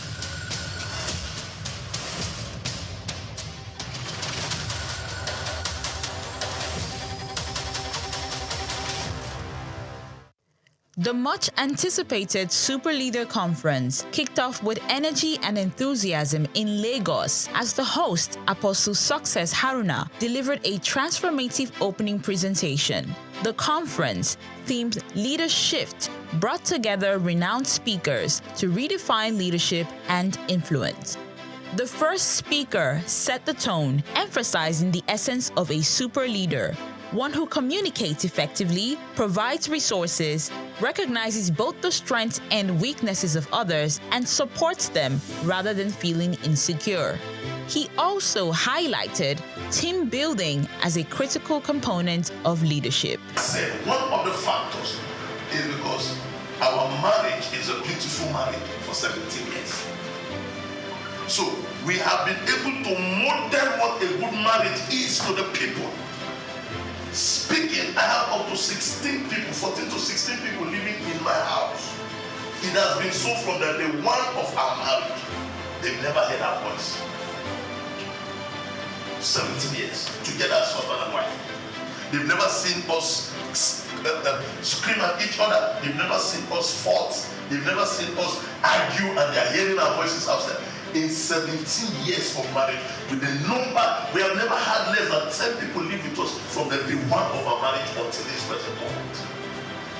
So what you model as a leader is easily communicated to your subject. That's where The second speaker, Emeka Anslim, stressed that leadership is not about appointment or selection, but about direction. He illustrated this with an analogy. You've created freedom to learn other things. Seeing that he's going to learn again while others teach. Then when it comes back on top again. Right? Transfer yourself in people so they can take up tasks for you. When you raise leaders, you gain far more people than you can ever imagine in this world. Raise leaders, transfer your values, your nature, your culture into people. This is so important. This is so important. One of the ways by which we become an effective leader, productive, produce people after your kind.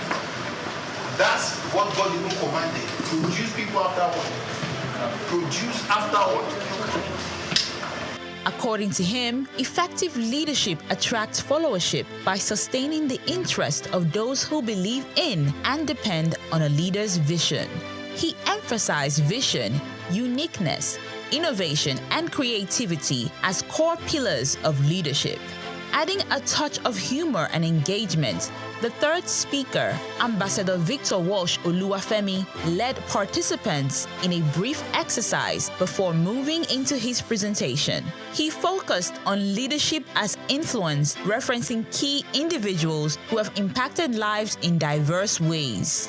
He reminded participants that learning and education comes at a cost, making the convener's fee gesture invaluable. And I grabbed that message that leadership is influence. Yeah. You can influence people either positively or negatively.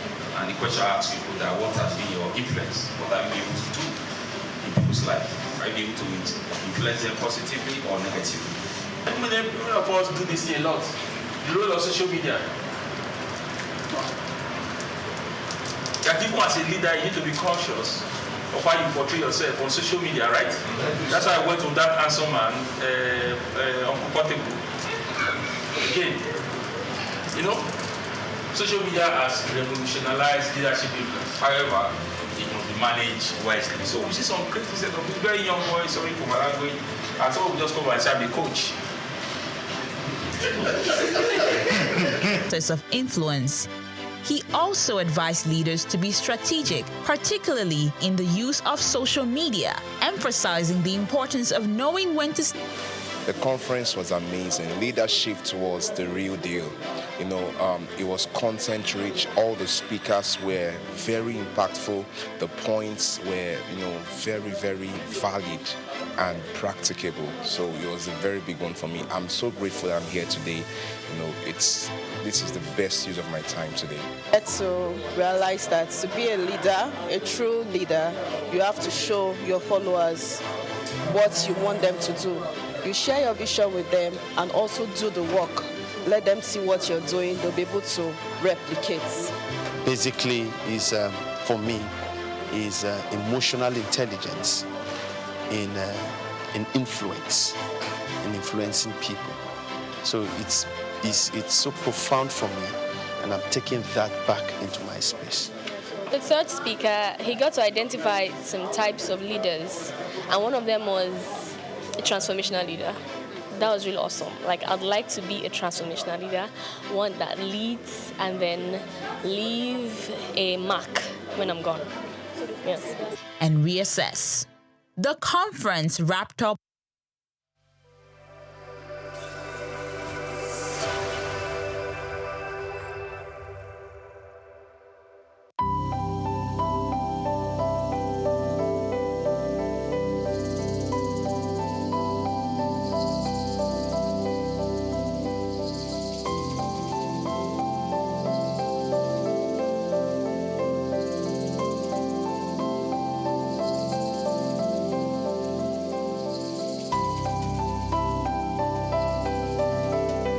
Trafalgar Square, established in 1844, is a symbol of British naval history and a popular cultural spot in London. Named after the 1805 Battle of Trafalgar, it has been the site of celebrations, protests, and cultural events, representing the changing identity of the city. It houses several landmarks, like the Nelson Column, St. Martin in the Fields Church, and the National Gallery. The Nelson's Column, a tribute to a naval hero, is the main feature of Trafalgar Square. Standing 52 meters tall, completed in 1843, it honors Admiral Horatio Nelson's victory at Trafalgar. The column is topped with a statue of Nelson, and 4 bronze panels at its base show scenes from his battles. Surrounding it are 4 large bronze lions added in 1867, symbolizing British power. Iconic part of British culture, not just in its look, but this is very much the sort of centre of London. You know, whenever there's a celebration, a protest, it's a public space that's very important for a lot of not just people that live in London, but for the UK. You know, it's a place where people would congregate. You know, I remember being here all around the 2012 Olympics, but it was very much one of the centerpieces of British culture. Yeah, no, you used to be able to climb on the lions when I was younger, but you can't do anymore. So there you go. That's progress for you. St. Martin's in the Fields Church, reputed as an architectural gem, was built between 1722 and 1726. It is known for its neoclassical design by architect James Gibbs, and is famous for its portico and steeple, and has influenced architecture worldwide. The church also a rich musical history, hosting concerts and helping the homeless. Yeah, I actually came to London just on a little day trip, and then I remembered that this church sometimes has classical music on, so I just popped in, and there's no concert, but there were some people practicing. So there's a quartet of violins, and they made some lovely, sort of practice for some classical concerts. So I really enjoyed just sitting there for 10 minutes listening to it. It's lovely, it's a really nice church, and it's nice that the people don't use it much time. So we used to have a nice cafe as well.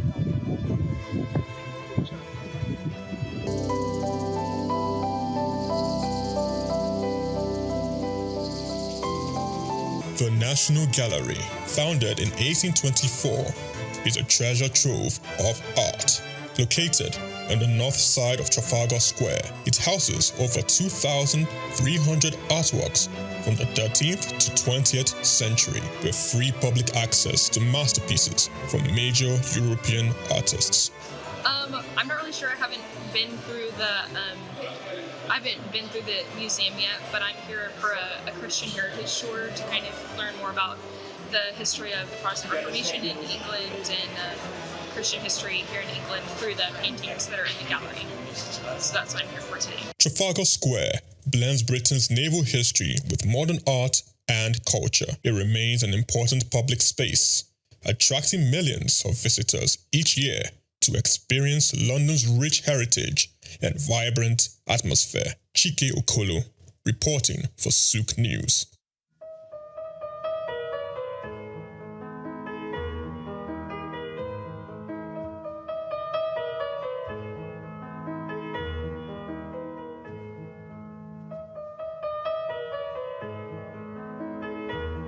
We're going to have increase in the number of facilities that we would visit in the year 2025 by 30%, that would have improved compliance and enhancement of data-driven decision-making using data analytics, that we're going to strengthen collaboration between our partners, and we're going to have 25% increase in our compliance rates by carrying out the key strategies. We want to expand our monitoring coverage. We want to enhance our digital infrastructure by integrating a secure online pathway. We also want to include the e-learning platform and our mobile platforms on the digital infrastructure. We want to strengthen our community engagement and build capacity of both the farmer staff and our partners. We want to drive innovation and research. This year, we want to carry out research on the quality of care. In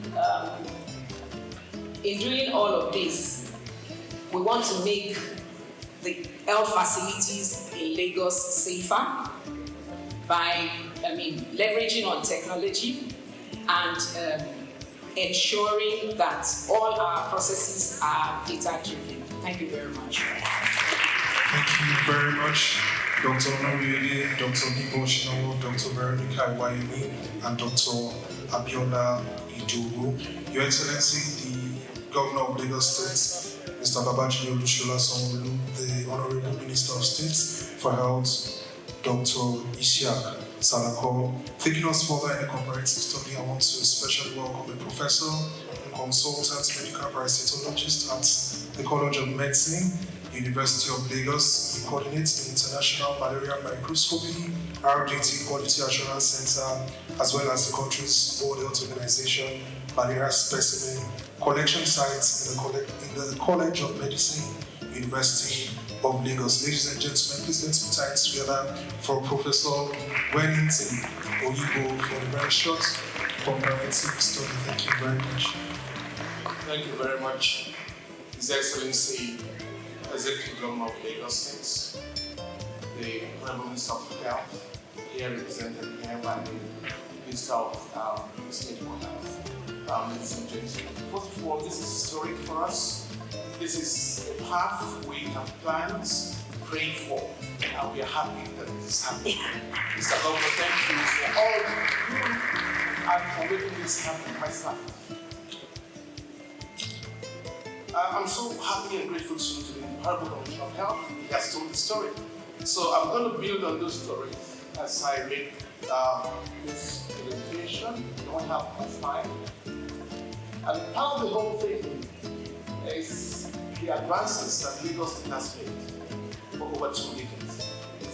The world is hearing it, and the distinct nature of this project through the impact project itself, which is calibrated around the impacts that this project will be again for Lagos State. My slide, please.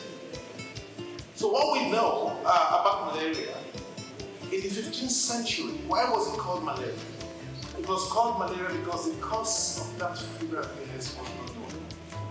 And it was connected to marshy waters. So malaria in Greek is foul. And that was all they could do. And it took some another 100 years before it was connected to mosquito bites. And today we are talking about fever and say all fevers are malaria. So are we going to the 15th century? And this is what we're trying to really unbundle in Lagos as 16 over 15 million people. My slides.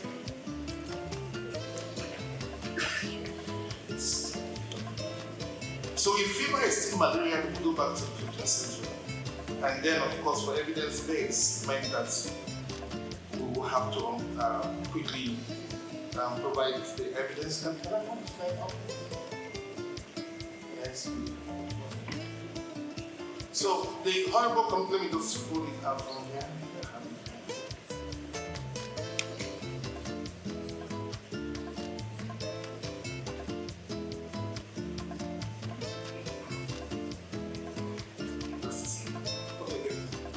So I've given this background.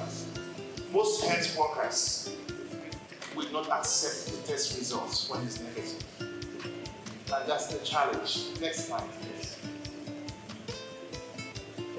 Okay, and if you don't have data, which we are talking about digitization, you cannot calibrate where you are. And so if we look at the entire program and the plan of the projects, is to see that real-time data is available and that tests are done. And when the test is done, we can say quickly, cost-effectively, this is where we are. Because you can rely on routine data. The country do not have quality data, and that's the challenge. Next slide. So, no confidence in the test. ACTs are being used. Lagos is making progress. How do we handle this? 94 to 96% of the reporting for malaria in the DHIS that categorizes states and Nigeria comes from the primary healthcare center and is from the public sector. It's important to recognize this. Next slide. And we're bringing this on board because we provide the quality platform for quality diagnosis at the College of Medicine. Next slide.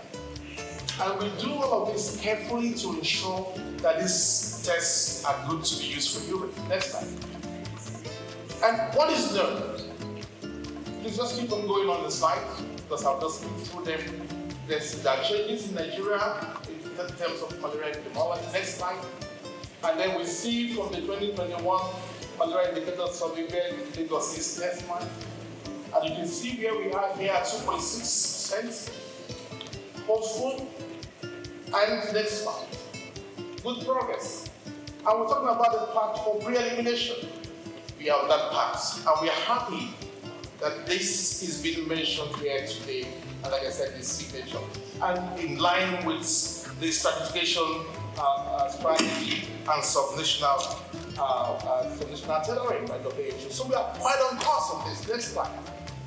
And then you can see the different tests available. You can keep on hitting enter. You have microscopy that is powered by a human being. And then you have this rapid diagnostic test that is technology.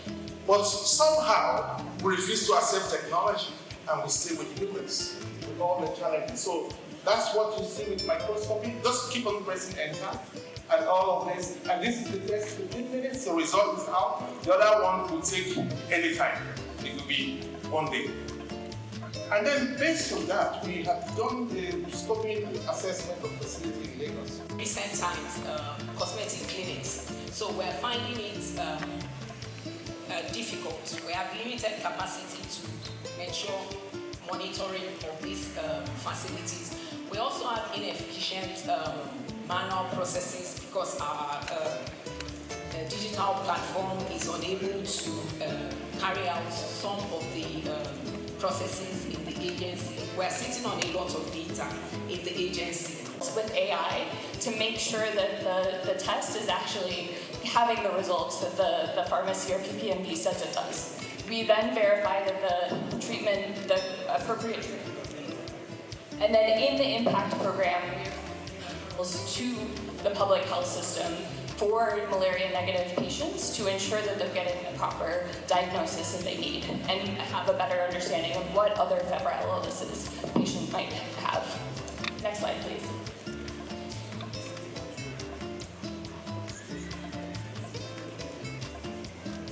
Next slide. Okay, so I'll just talk briefly about all of the other partners that are working on this as well. So we are working closely, of course, with the Lagos State Ministry of Health, which envisioned this work and brought us in to support on this, with NMEP, which is overseeing the work and providing technical oversight, with WHO, which is providing, again, technical support and facilitation, and then importantly with our private sector partners as well, so PCN, which is doing quite a bit of the regulatory oversight and ensuring the quality of care in a pharmacy setting, with SFH, which is enabling the supply chain, and then of course with LASHMA, which is to go quickly into the final results on why this is improved quality of care. Oh, okay.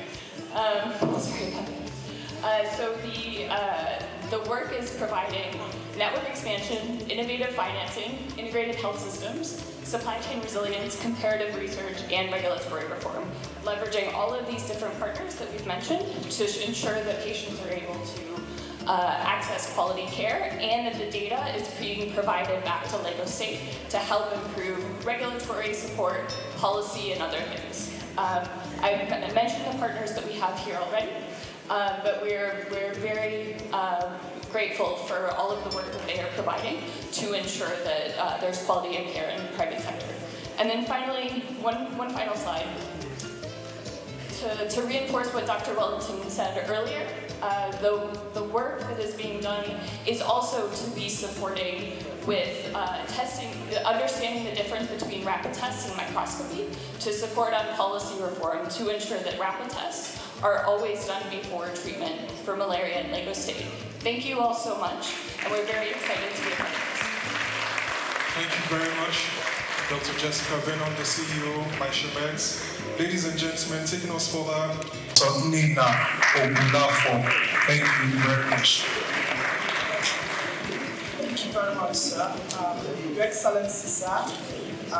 We're very happy that this is happening today. So just permit me to do something unique in terms of our focus for malaria control in Nigeria. To do this, I will call on Dr. Dao, Country Director for Malta. Quickly, we're going to have the Honorable Minister being tested for malaria. Honorable Minister, please. Thank you very much. This is showcasing the main focus for malaria control in Nigeria, which we refer to as the 3 T's. Your Excellency, the first T stands for tests. We cannot overemphasize or we cannot underscore the importance of that.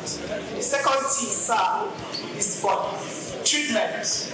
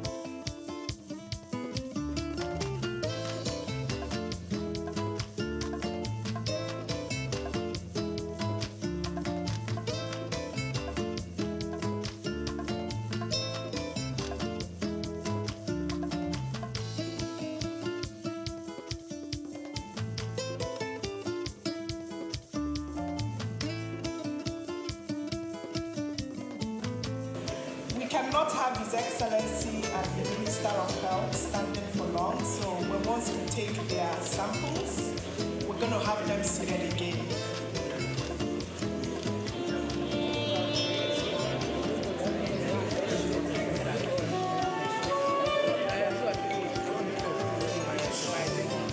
So can I have Dr. Walter on stage to come and quality check what is happening, sir, please? Thank you very much.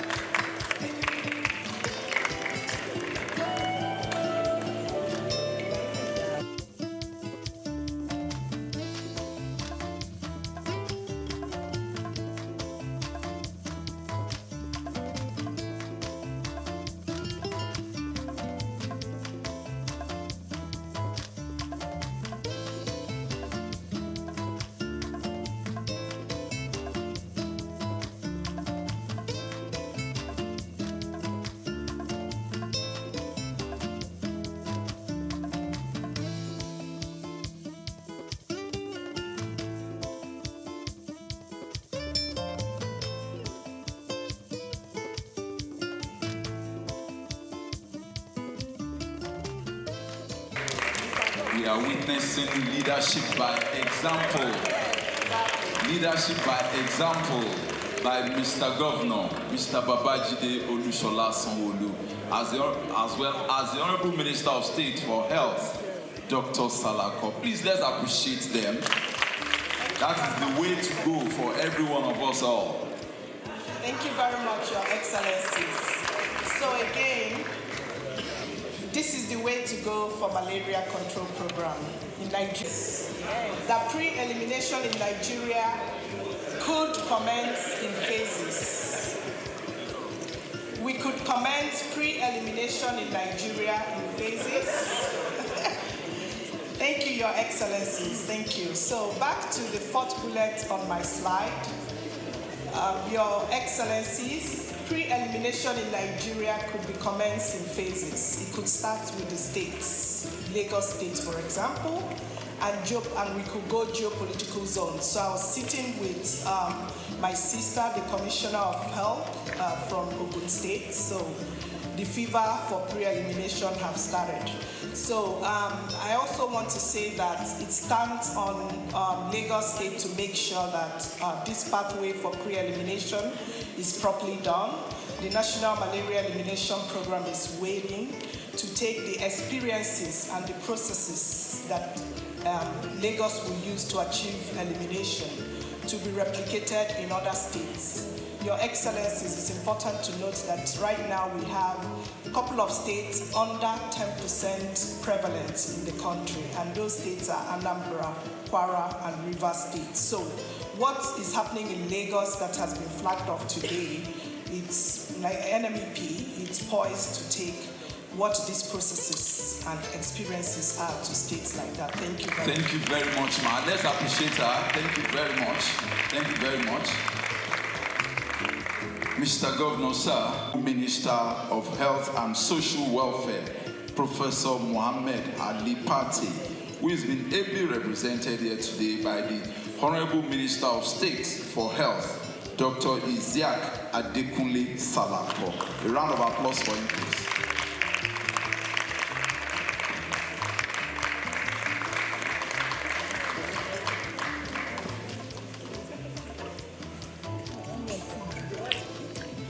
Your Excellency,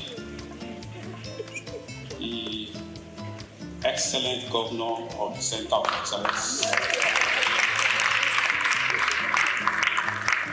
Mr. Babajide Sanwo. I must recognize my brother, who is one who has summoned all of us here today, the Honorable Commissioner for Health for Lagos State. And all members of the Lagos State Cabinet here present, our partners, WHO, World Bank, distinguished stakeholders in the health sector, gentlemen of the press. Because of time, let me say all protocols to be extended. We cannot give the governor for malaria alone. He has to attend to water, to road, to several other things. So I will shorten my speech, but I must say that today I'm wearing two caps. You may not see it physically. I'm standing in for myself and also standing in for my brother, the coordinating minister for health and social welfare, Professor Pate, who is unable to attend because of other assignments. I am most delighted to be at this auspicious occasion of the launch of the Pathway to Malaria Pre-Elimination and Digitization Program in the Center of Excellence, Lagos State, led by His Excellency the Governor, Mr. Babajide Sanwo. I recall that Lagos State pioneered intensive malaria case management in the early 2000s through the Eco-Free Malaria Initiative under the leadership of now our President, President Bola Ahmed Tinubu, then Governor. I am most delighted to be here today to be part of another pioneering initiative now under Governor Babatunde Sanwo-Olu as Lagos State takes the lead in the agenda to end malaria by 2030. Your Excellency, the Federal Ministry of Health and Social Welfare is elated with this giant stride, which aims to improve malaria diagnosis, case management, and accurate tracking of cases through the integration of digital health solutions in the form of real-time electronic reporting systems, all targeted at further reduction in the burden of malaria and its eventual elimination from our land. This momentous project will not only set the track for malaria pre-elimination in Lagos State, but in Nigeria at large, thereby once again making Lagos State a trailblazer. I want to emphasize that this project is in line with the renewed hope agenda of President Bola Ahmed Tinubu and the renewed vigor for the Federal Ministry of Health and Social Welfare on the Rethinking Malaria concept that was launched in April 2024 and is aimed at fast-tracking the malaria elimination goal through strategic shifts. We have continued to make progress in this regard, and the inauguration of the advisory on malaria elimination in Nigeria, aiming the development of pragmatic, costed plan of action, the expansion of permanent healthcare facilities, training of frontline health workers, and the initiation of domestication of affordable medicine facilities for malaria to make malaria treatment more affordable are all testament to the progress we are making. Your Excellency, distinguished ladies and gentlemen, the Ministry is taking these steps in order to reverse the undesirable trend of being the highest burden malaria endemic country globally, accounting for 37% and 31% of cases and deaths, respectively. I am confident that Lagos State possesses the needed attributes that can help drive Nigeria to malaria elimination through such case-setting initiatives like this program. Furthermore, Lagos has been consistently the lowest malaria prevalence state in Nigeria, as evidenced from all the malaria indicator survey conducted in the country, with the most recent result in 2021 showing 2% prevalence, hence indicating a tendency of attaining pre-elimination when concerted and consolidated efforts are put in place. I wish to report that the challenge of let me use this opportunity to call on all stakeholders not to relent on their support towards this impactful intervention, which will contribute significantly to the drive at eliminating malaria from the world. Nigeria is ever committed to this drive and we will continue to toe the path of global best practices. I wish to assure all Nigerians and our partners that the change in the policy of the United States government with respect to global health funding will not adversely affect our malaria elimination programs and other public health initiatives, as President Bola Ahmed Tinubu GCFR has approved a robust mechanism to ensure adequate and cost-effective funding for our public health programs. I call on all state governments to join hands with the federal government to ensure that our country becomes self-sustaining in the funding of our public health programs.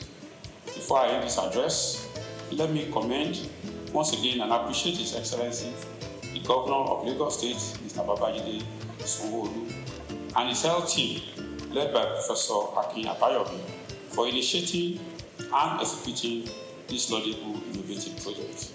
I wish to also sincerely appreciate all the partners, World Bank, WHO, all the implementers, especially for providing the needed human resources, technical support, and the funding for the implementation of this initiative. I wish all of us a successful launch of this impactful project as a springboard for the elimination of malaria from our country. Thank you, and God bless the federal government.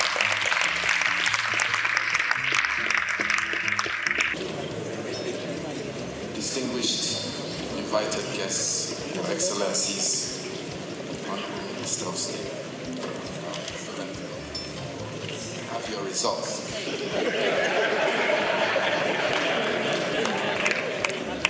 Pleased to say that the Honorable Minister of State,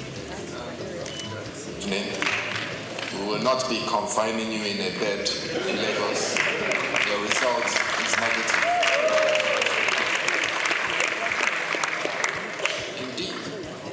When patients go to clinics and the doctors tell you that they've performed a test, it is your responsibility as a patient to see the test. Please ask for the test and take a picture of it and have a record on your phone.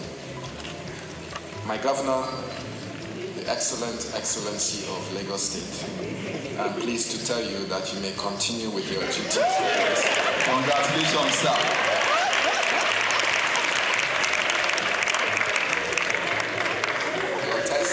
Negative, in line with the low prevalence of malaria in Lagos as well. Chart a course to pre-elimination. Thank you very much for your support, both the Honorable Minister and our Governor and members of the Lagos State Executive Council. Mr. Governor, if you would like to approach the podium to give your keynote and to launch the pathway to malaria elimination in Lagos. A practitioner himself and a strong politician, Dr. Thank you very much for finding out. Members of the State Executive Council, especially Professor Akin Abayomi, and Special Advisor on Health. Thank you very much. Other cabinet members, all the permanent secretaries in the health ministry, and several of you that are here. Thank you very much for taking out time.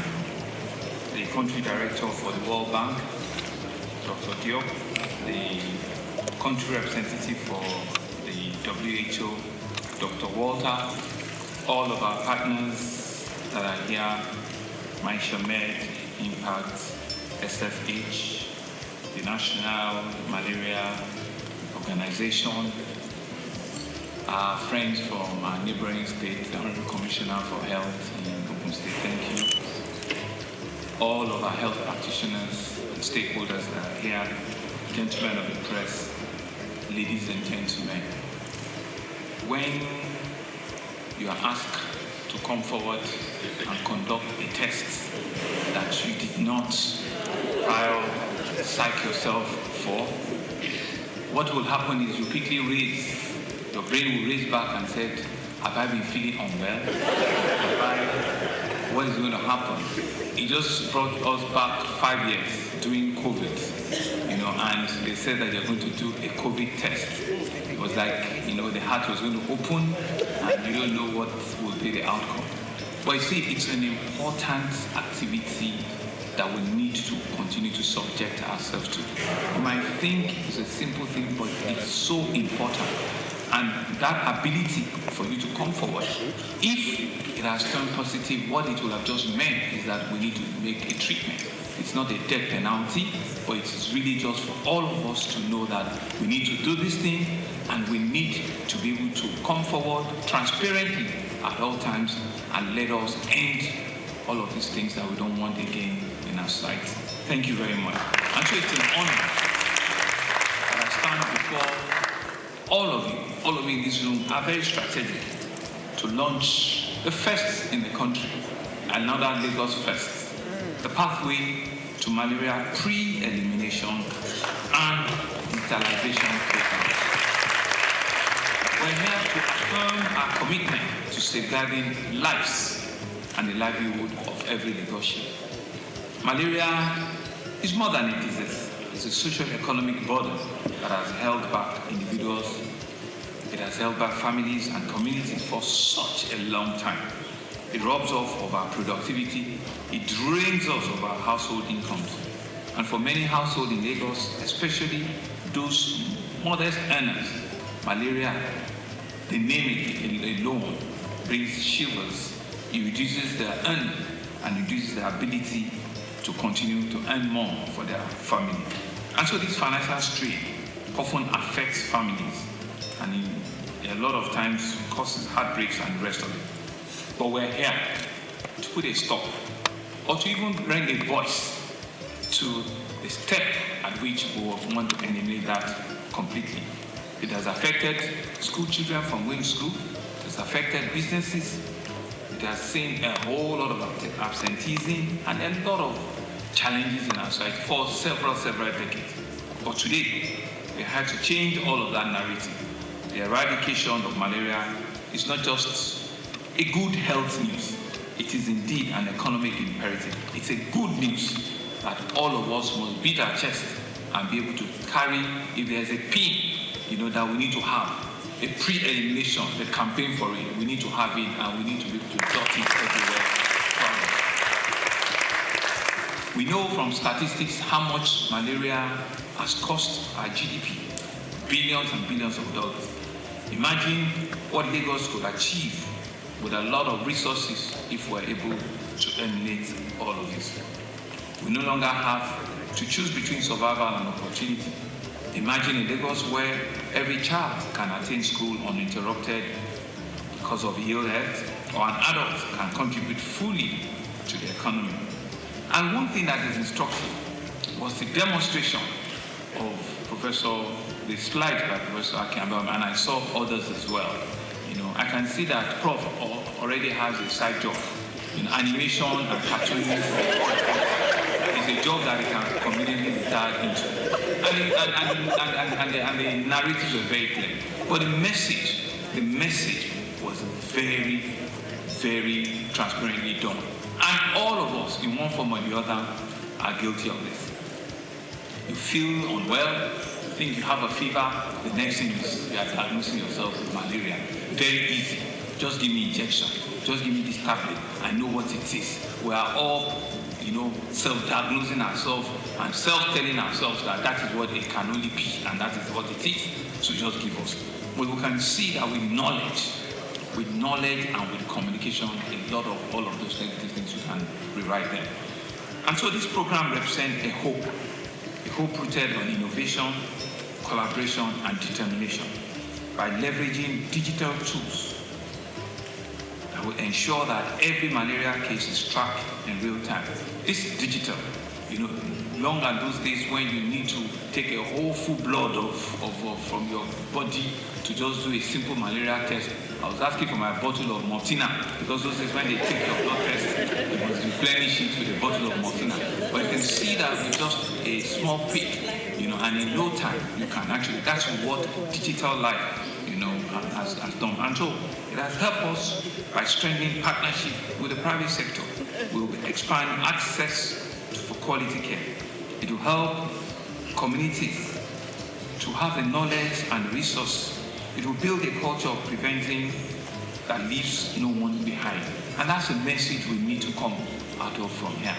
All of us sitting in this room must immediately turn ourselves into an advocate, into a cheerleader to be able to carry this message forward, to be able to tell everybody that needs to know. Go into our communities, pass on this message that this pre-elimination launch program has started, and it's for all of us to see it, to buy into it, and to work with it. The benefit of eradicating malaria goes beyond just health. In malaria-free Lagos, and indeed in future, in malaria-free Nigeria, it's achievable in our time. And we've all put our minds to it, something that could be done. We believe that if we can eliminate it, it will increase productivity, it will improve educational outcomes from our children, it will reduce considerably our health costs. It would also enhance quality of life. All of these points speaks to a better livability standards, in all indices. And so this vision, though ambitious, I believe is achievable. It requires, therefore, all of us, government agencies, healthcare practitioners, healthcare providers, community leaders, development partners, and indeed all citizens to work together with an unwavering resolve.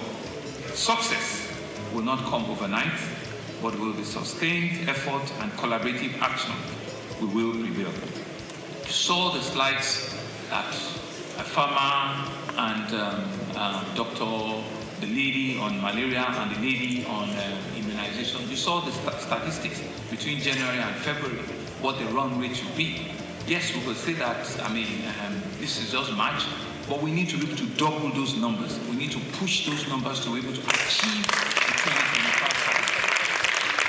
We need to be able to push and achieve, because there's no magic to it. If your target is 2 million, and at the end of February, we are still doing less than 200,000. We are doing far, far less. So you need to double, your spike shoots. You need to work harder, twice as fast, twice as much for you to achieve the 2025 record. And Doctor told us, Prof, told us from WHO that it's 2025. They are going to close the envelope. Hello? Yes, they said they are going to close it. And there's a 20, where is it? I thought it was. They're going to close it. Our target is that we have to take that $20 million. We have to do everything to make sure that we take it.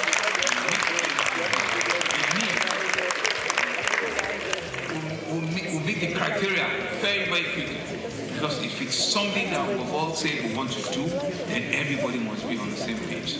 And I want to commend the farmer and all the ladies that came forward transparently to show us those data. And what we need to do is we don't need to wait in October before we now cry. We need to be able to track this thing on a month-on-month, basis. So I want to thank all of you. I want to thank our partners, the World Health Organization, the World Bank, the National Malaria Elimination Program.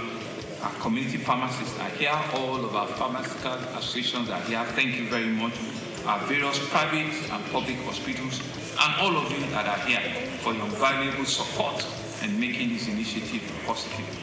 Of course, permit me to thank in absentia our very hardworking Honorable Minister of Health and Social Welfare, Professor Mohammed Al-Pate. Our best regards and best wishes to him. We know all of the things that he has brought about in his tenure as the Honorable Minister of Health. We wish him well. We are also tracking and monitoring, all of his deliverables so that we can say at the end of the day, in your time, you did all of this. And to also thank the Honorable Minister of State for cooperating and operations with the Honorable Minister. We believe that if you do all of these things and you do them well, your time, your time in that ministry will be written in gold, and Nigerians will forever be grateful because we know that you are pushing everything to ensure that we save over 1 million lives, and you are doing so many things, so many big health initiatives. I want to wish you well. To Dr. Diop, our country director for the World Bank, thank you for your invaluable support at all times, funding your technical assistance. We believe it will continue to catalyze our health initiative. To our country director on the Bill and Melinda Gates Foundation, Mr. Uche, whose organization's investment has been pivotal to malaria control. We say big thank you.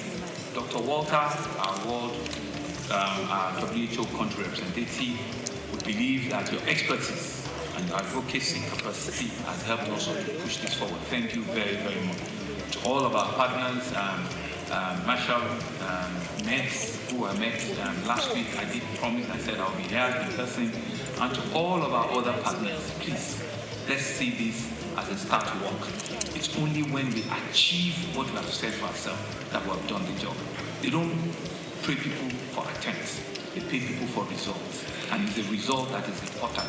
It's the result that takes us to that final breaking point in which we all can say that yes, we've done our best, we've contributed what we needed, and we've seen the results. I believe that we have everything to make it work. We believe we have all it takes to eliminate malaria completely in Lagos State. I want to congratulate our own Ministry of Health. Congratulating ourselves is telling you that you have a lot more to do, Prof, and all of you. But I will be watching, and I will do everything to continue to encourage you. And as a demonstration of that encouragement, I was whispering to Prof that I will also do something different. I will be promoting Dr. Idu as a permanent secretary.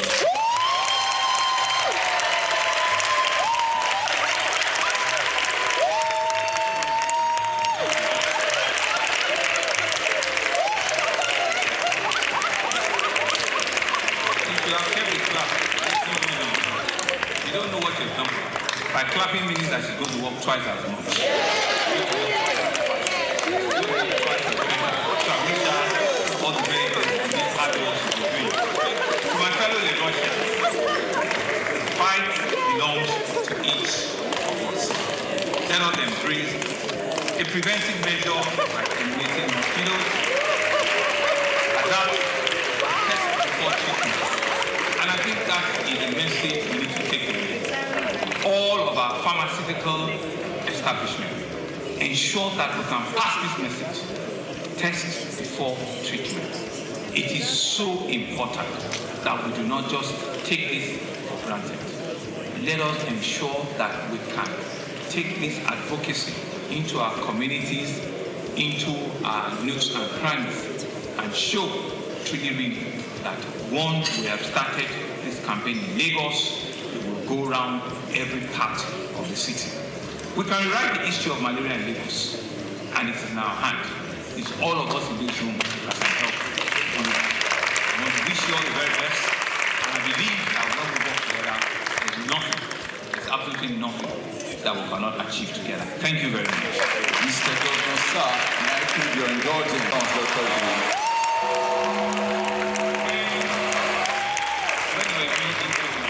She thought I really didn't like her. She was frowning her face one day. She was doing her eye and her eye.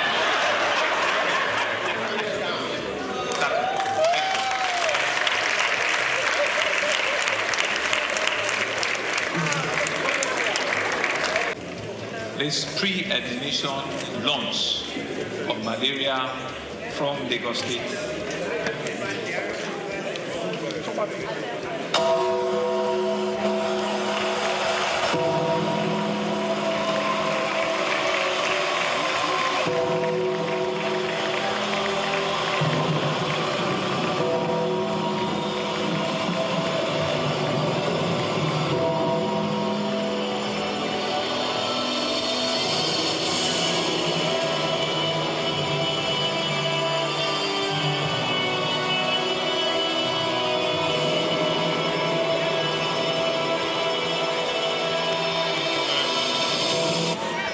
Pathway to Malaria Pre-Admission and Sterilization Program in Lagos. Thank you very much. Thank you. Mr. Governor, sir, may I crave your indulgence to quickly invite this Honorable Commissioner for Health, Special Advisor on Health and Permanent Secretary, Ministry of Health, to join you for the first photo op.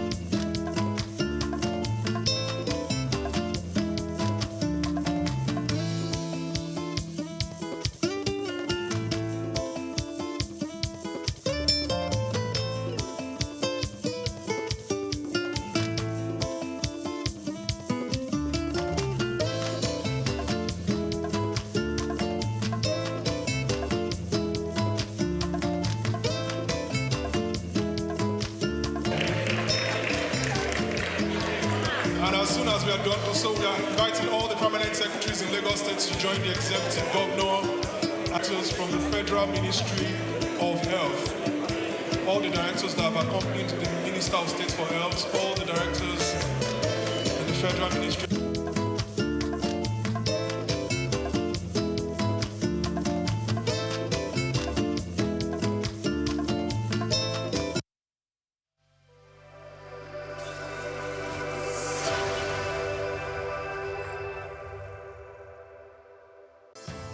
Nigeria, rich in traditional and cultural heritage, is intentional about promoting history and retaining cultural values. The country has succeeded in preserving its identities and that of the forefathers for ages through folklores, folk tales, traditional ceremonies, community-based initiatives, cuisine, and most notably, museums and cultural centers. These institutions serve as invaluable repositories of history, ensuring that future generations remain connected to their roots and appreciate the diverse cultural tapestry of the nation. In Nigeria, there are over 38 museums comprising national, state, and privately owned institutions scattered across the country. Each of these museums plays a crucial role in safeguarding Nigeria's vast historical wealth, with collections that reflect the uniqueness of different ethnic groups, traditional practices, and historical transitions over time. In Lagos, the National Museum, located at the center of the city in Onikan, claims a notable collection of Nigerian art, including pieces of statuary, carvings, archaeological and ethnographical exhibits, among others. Of particular significance is the terracotta human head, known as Jema head, dated between 900 and 200 BC, which is part of the renowned Nok culture. The piece is named after Jema, the village where it was discovered. The museum is administered by the National Commission for Museums and Monuments and remain a key educational and historical attractions for visitors. Another prominent artifact housed within the museum is the famous Benin bronze head, an evidence to the artistic excellence of the Benin Kingdom.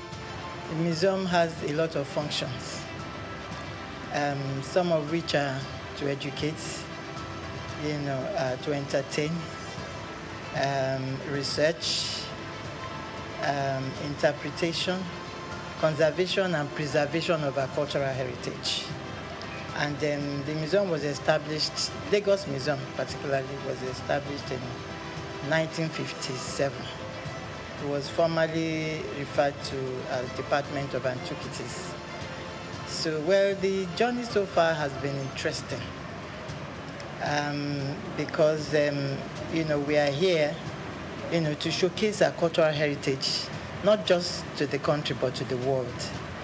And we have series of, events that we do, that involve the community. And because of that, we create that awareness that this is where you can come and, see and feel your cultural heritage, your traditions, your history. Because it is said that a people without a history is a people without identity. So the museum portrays this to the people. And over the years, that is what we've been doing. Through education, community participation, we have galleries, that we display some of our objects, our antiquities, that showcase our patrimony and all there is to know about our cultural inheritance. And so the museum, has been doing that over the years, and, we still keep doing more. The Lagos National Museum was founded in July 1957 by English archaeologist Kenneth Murray, following the submission of architectural sketch in 1948 at a conference on museum policy in Nigeria. Kenneth Murray collected several traditional masks from Cross River State to display in the museum's early years, according to historical records. The primary purpose of structuring the museum was to preserve Nigeria's historical artifacts and cultural heritage. Fortunately, that vision has remained alive to this day. The museum serves as a significant tourist attraction for Lagos residents and international visitors alike, offering an immersive glimpse into the nation's past.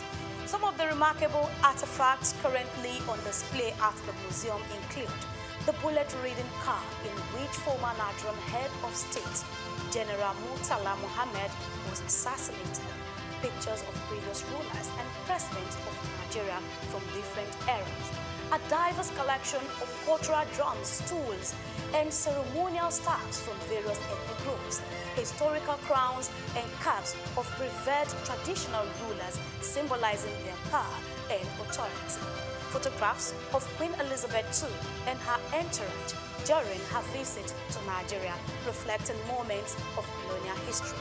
It's so immense. Museum is a reminder of what the society is all about, because a number of us are missing the link. We don't even know the role, the significance of the society we find ourselves because of foreign influence. But when you come to museum, it will bring your mind back to the original habitat, the way of life of people, how things should be seen in the society, and how we should react to phenomenal changes in our environment. Basically, we'll be doing this work of educating the general public, not only Nigerians, over 20-something years here, and the impact has been so tremendous. To the point that what we do at the museum is in consonance with the curriculum of our institutions, from primary, nursery, primary, secondary, even tertiary, even people in their corporate organization. They deem me free to come to National Museum anytime they feel like we are missing the link, we have missed a lot of things concerning the way of life of our forefathers. You know, even here, apart from that, we do have what is called seminar. We organize seminar for expatriates, for individuals. They come around on Wednesdays to come and listen and learn on cultural-based subjects. I think it was great. I mean, I particularly like the circle of life that it presented in here, right? From birth to reincarnation to external influences. I think it gave a good history of Nigeria. I learned a lot about that. There seems to be some real big connection between Nigeria and Benin in terms of the history that I wasn't totally aware of. I was able to see the different artifacts and stuff that were presented. So it was quite interesting. They did, I think, a pretty good job doing a comprehensive tour or comprehensive history of Nigeria and its culture and its surrounding areas. A visit to the Lagos National Museum offers an enriching experience, transporting visitors back in time and allowing them to connect with Nigeria's rich and diverse history. The museum provides an opportunity to explore stories of resilience, artistry, and governance that have shaped the nation. Whether you are a history enthusiast, a student, or simply a curious traveler, stepping into this museum promises a nostalgic journey through Nigeria's past, fostering a deeper appreciation for its cultural legacy. Nigeria continues to reflect the stories that shapes its people, steadfast in its commitment to promoting history and preserving its cultural values for generations to come. Grace Komalafe, Souq Perspective.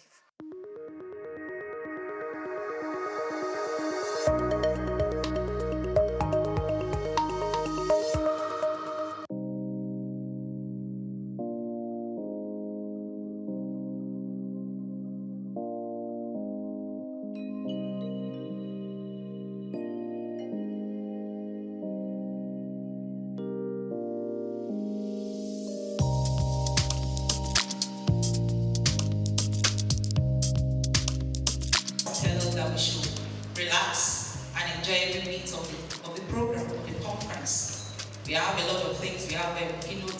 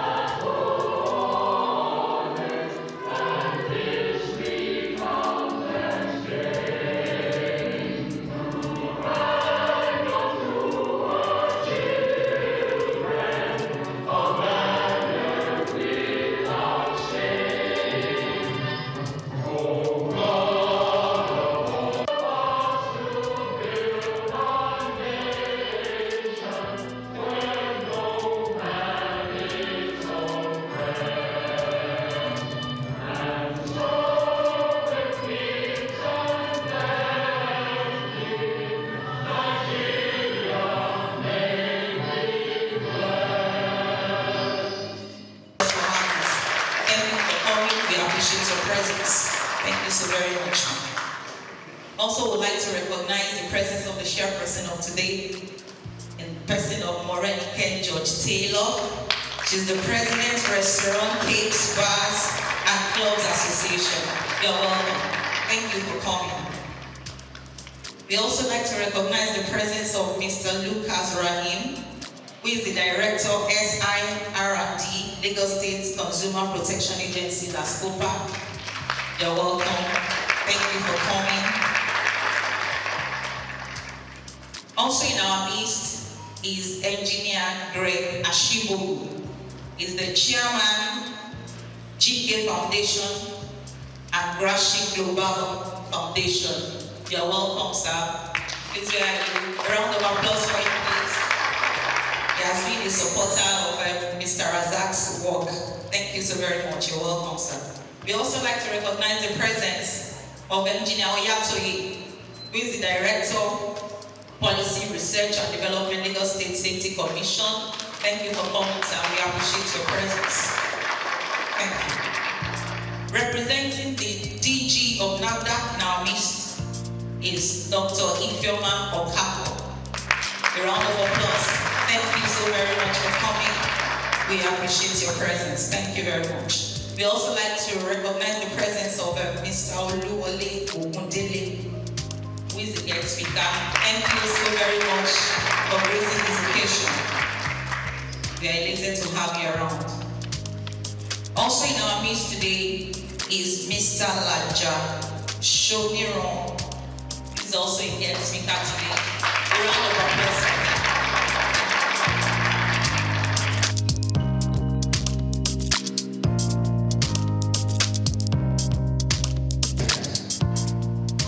To be the one that convened this maiden edition of Restaurant Managers Conference, it is my utmost pleasure to welcome you all to this occasion. Let's give ourselves a round of applause. First and foremost, I would like to express my deepest gratitude to each and every one of you for taking your time to join us today. Your presence here is a testament to the commitment to excellence in the restaurant and hospitality industry. Together, we gather under the theme, elevating the art of restaurant management, innovation, sustainability, and excellence. The theme reflects our shared passion for advancing the restaurant industry and our dedication to staying ahead of the curve in terms of innovation, sustainability, and excellence.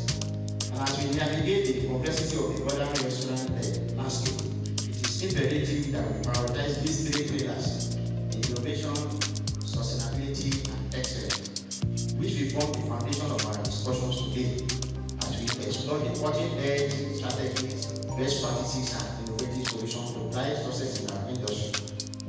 We have assembled impressive lineup of speakers, including our keynote speaker, my own mama, Mrs. Bose Aye, the founder of Atalanta PS. Please help me to clap for her. She's also the past president of Restaurant and Food Services Providers Association of Nigeria. And another motivator, Morenike Taylor, the president of the Restaurant, Cafe, Bars and Clubs Association, who is the chairperson of today's occasion, to guide through this conference proceeding. I'm equally happy to have the Deputy Managing Director of Street Sensation Professionally and the host of others. I was happy when we wrote letters to the DG of NAFDAC and I said, we are going to be there. So, Mr. Dr. Okafor, I'm happy that you are here. God will bless all of us. Throughout the day, we'll be treated to insightful presentations, engaging discussions with our special guests, eminent speakers, AI experts, social media marketing specialists, financial gurus, regulators, industry leaders, and many more valuable networking opportunities for us. Throughout the day, we will explore the latest trends, best practices, and innovative solutions that are shaping the restaurant industry. As Hospitality Theatre, we are dedicated to empowering restaurant professionals with knowledge, skills, and expertise required to excel in our increasingly competitive market. And this conference is a testament to our excellence to elevate the art of restaurant management. The conference is designed to provide a platform for restaurant managers, operators, and industry professionals to come together to inspire, educate, and empower you with the tools and insights necessary to excel in this dynamic and competitive industry. I would like to acknowledge the support of our sponsors, partners, and collaborators who have made this conference possible. Your contributions are invaluable, and we are grateful for your commitment to the growth and development of the restaurant industry. Equally, I would like to acknowledge the tireless effort of our team, who have worked diligently to bring this conference to life. Your hard work and dedication are truly appreciated. Without much ado, the MC has said we need to engage ourselves fully, ask questions, and share our perspective. We're ready to learn, unlearn, and relearn, and enjoy the company of your peers at this Restaurant Managers Conference 2005. So let us work together to elevate the art of restaurant management and take our industry to the next and enviable height. Once again, I want to appreciate you, and I know by the end of the day, we are not going to leave the Navy on getting good health. And at the end of the day, our return on investment is not going to be a waste of time. Thank you once again.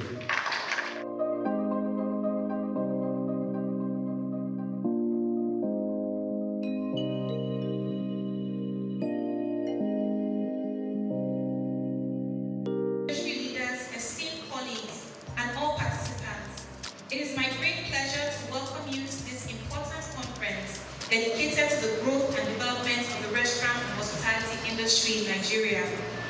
The restaurant and hospitality industry is a vital pillar of Nigeria's economy.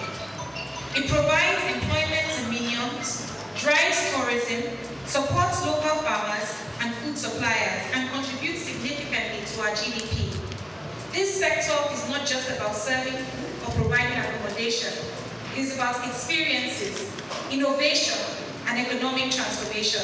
With Nigeria's growing population and increasing demand for quality services, we must continue to evolve and expand our industry's potential.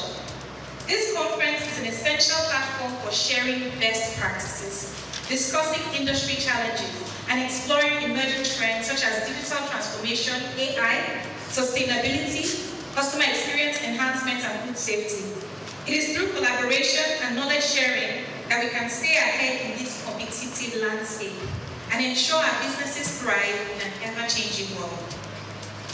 The RCBC Association is dedicated to uniting industry players, advocating for policies that support business growth, and providing resources to help our members excel.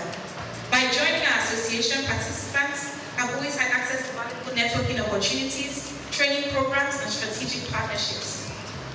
That's one of the reasons we're excited to partner on this particular conference. With that in mind, I encourage every person here to actively participate in the discussions, share your insights, and take full advantage of this event. It is now my honor to declare this event officially open. Thank you.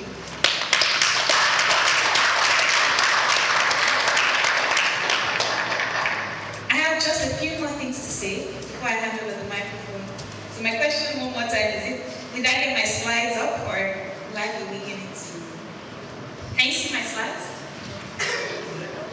Thank you, it's okay, don't worry. So this is supposed to be a little bit interactive, right? It's a managers conference, and I always have something to say to managers. So do we have any managers here? Can you wave your hands? If you're in a managerial or supervisory position, can you wave your hands, please? Fantastic, thank you. So I think I'm in the right room. I wasn't sure when anybody raised their hand at first. Okay, so I want to ask a question. Who is a manager? Someone should help me, please. Who is a manager? Who is a manager? Anyone can take the answer. If nobody gives an answer, you guys need to answer.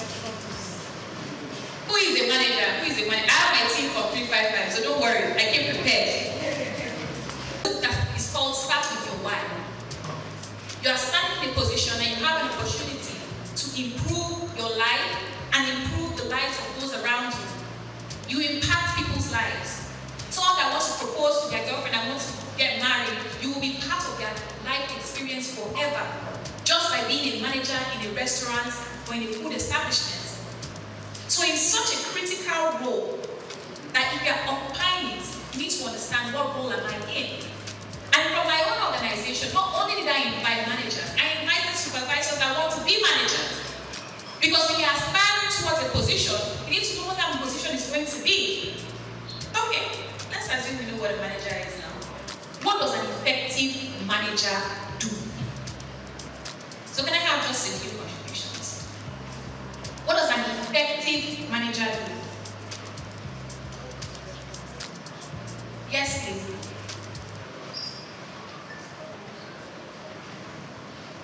effective manager will lead by example. Please give her a round of applause. I'm in the right room. I think I'm in the right room. I'm starting to feel like I'm in the right room. Another answer, please. As an effective manager, you first need to work on yourself because you can't be. A manager must work on themselves. I don't know if any of you are familiar with the book 21 Laws of Leadership by John Maxwell. And there's a law called the law of the lead, meaning that you only lead people up to where your capacity is. Once your capacity is here, you're not going to lead anyone above that. So working on yourself is critical. Please give her a round of applause. Can I have one more answer because my time is limited here? What does an effective manager do? An effective manager must be proactive. Thank you. I like that word, proactive. Let's please give her a round of applause. I spelled out a few things I think that a good manager should be able to have under their sleeve. And I'm just going to take just about 2-3 minutes and I'm going to get off the stage. Don't worry. So I have here, you must be hospitable. I call it the spirit of hospitality. If you don't have the spirit of hospitality, what are you doing here? Why are you a manager? Hospitality is such a critical spirit that it influences you. Are you the kind of person that when people walk into the room, you would say hi? Or because it's your job that you're saying hi? When somebody is panting, would you offer them a glass of water?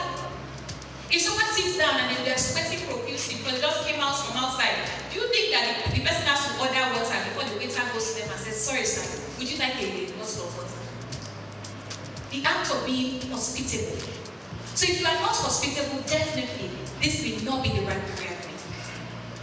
What else should a manager be? A manager should be in control.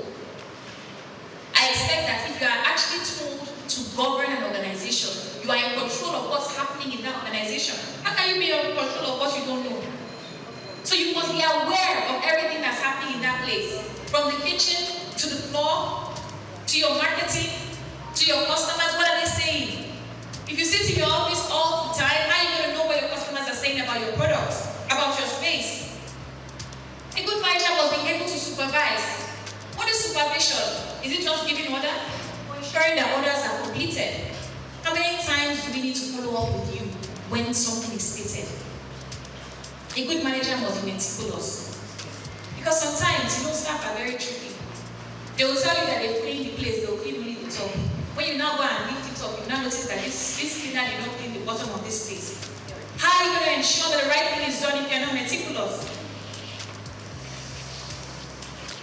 Alright, I'm almost done. A good manager must be intentional. You must decide that you have decided that you're going to be good at what you do, you're going to be among the best. Really and truly, I am for women empowerment. And I do specifically love coaching women to stand out. Because for a woman to have an opportunity, she usually must be 10 times better than a man.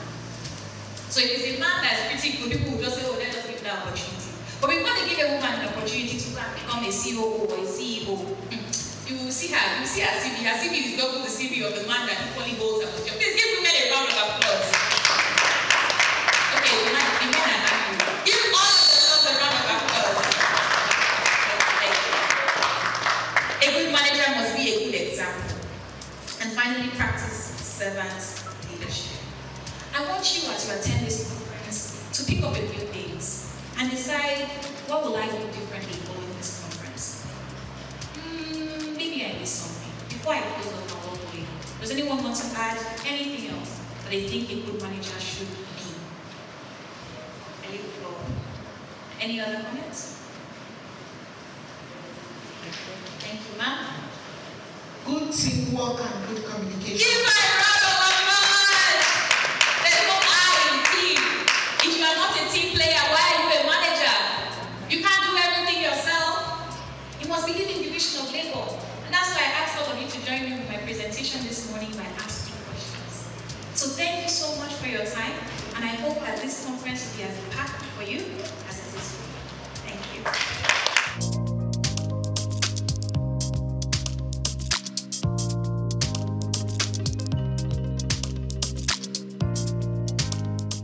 Or learning and development, and strategic business management.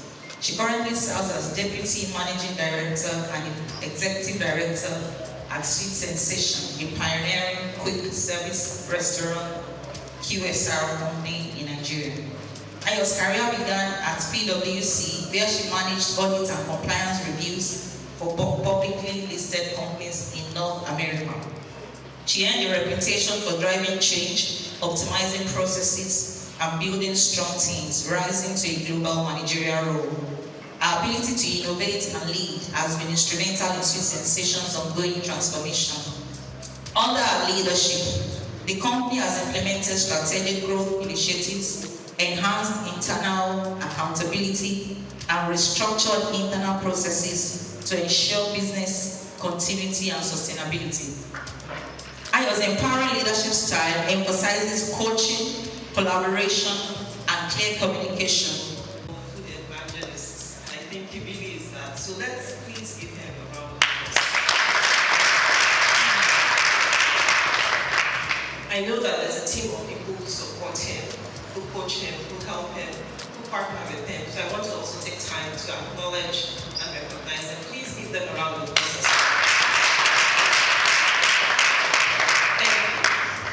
Special thank you to the distinguished speakers and guests. I also stand on all existing protocol, but even with that, I cannot but honor Mrs. Bola Ayeni, who's here. Mrs. Bola Ayeni, who's here, the founder of Fertilizers and pioneer in the industry. Thank you for your continued support of the industry.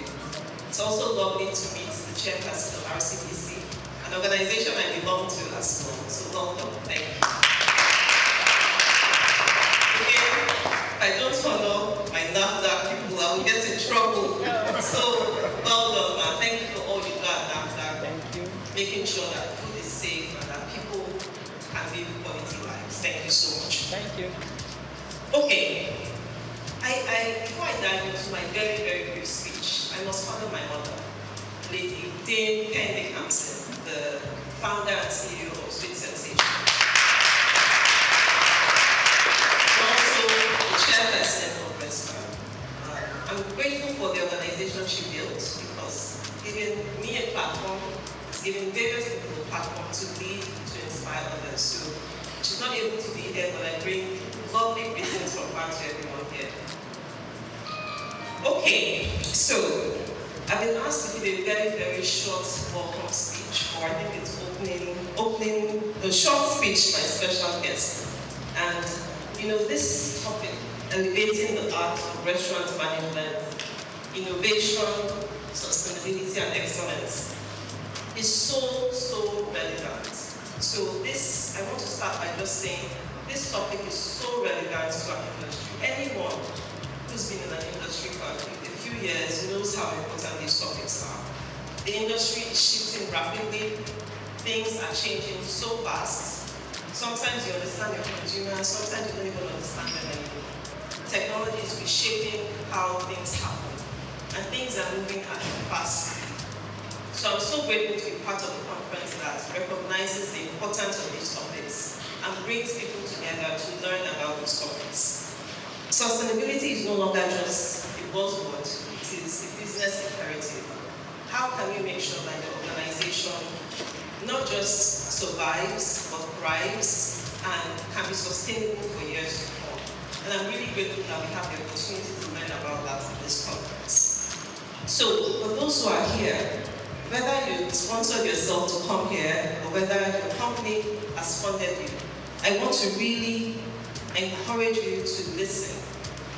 The ability to invest in yourself, to come for conferences, for trainings, it's a powerful investment in yourself. My team who's here, hi team, they know that we talk about growth a lot. Any investment in yourself, whether it's training, conferences, networking, learning from others, at the end of the day, it's a powerful investment in yourself. And as you grow, you can also inspire other people to grow as well. So please be open-minded, please listen, please take notes.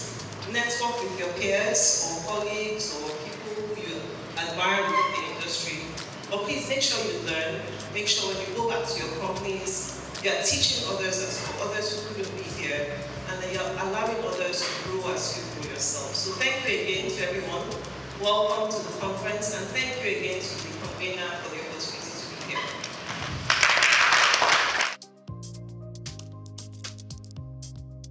Let's clap for him if he is not here. Which message from the Special Advisor to the President on Capacity Development. As the Special Advisor to the President on Capacity Development, I'm honored to extend warm greetings to all attendees of this prestigious Restaurant Managers Conference. This gathering is a powerful reflection of our collective commitment to the growth of our hospitality sector, an area that the President deeply values. His administration recognizes that capacity development is not merely a strategic initiative. It is a cornerstone of our national vision for economic diversification and sustainable development. The President is genuinely interested in empowering our workforce, as he understands that the success of our industries rests upon the skills and dedication of our people. The hospitality industry is an integral to Nigeria's economy, playing a vital role in job creation, cultural exchange, and promotion of our rich heritage. By fostering a thriving restaurant sector, we contribute to a broader narrative of national pride and economic resilience.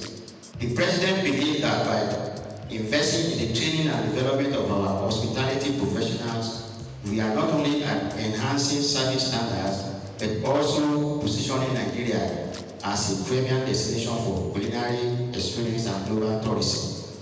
As we look to the future, our administration is committed to organizing more training programs and conferences that will empower our hospitality professionals, and conferences like this is one of those things. We envision a collaborative framework where industry leaders, government, and educational institutions work hand in hand to cultivate a workforce that is not only skilled, but also innovative and adaptable to the evolving landscape of our hospitality industry. Thank you for participation and for your vital contribution to this essential sector. Together, we will build a robust and dynamic hospitality industry that meets the diverse needs of our citizens and visitors alike. Honorable Souq Rabiu.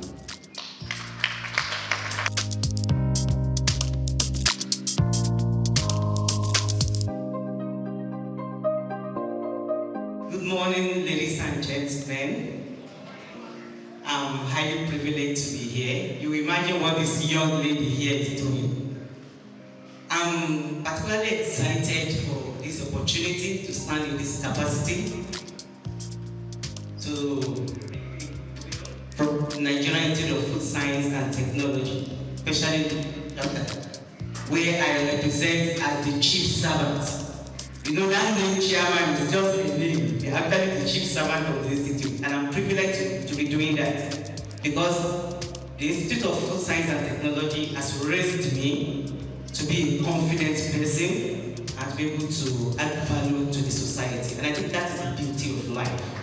That life is not just who you are, but those you are also able to raise. And so, anywhere I have the opportunity to speak, I always give that credit to my mentors, my several mentors who are now fellows of the Nigerian Institute of Food Science and Technology.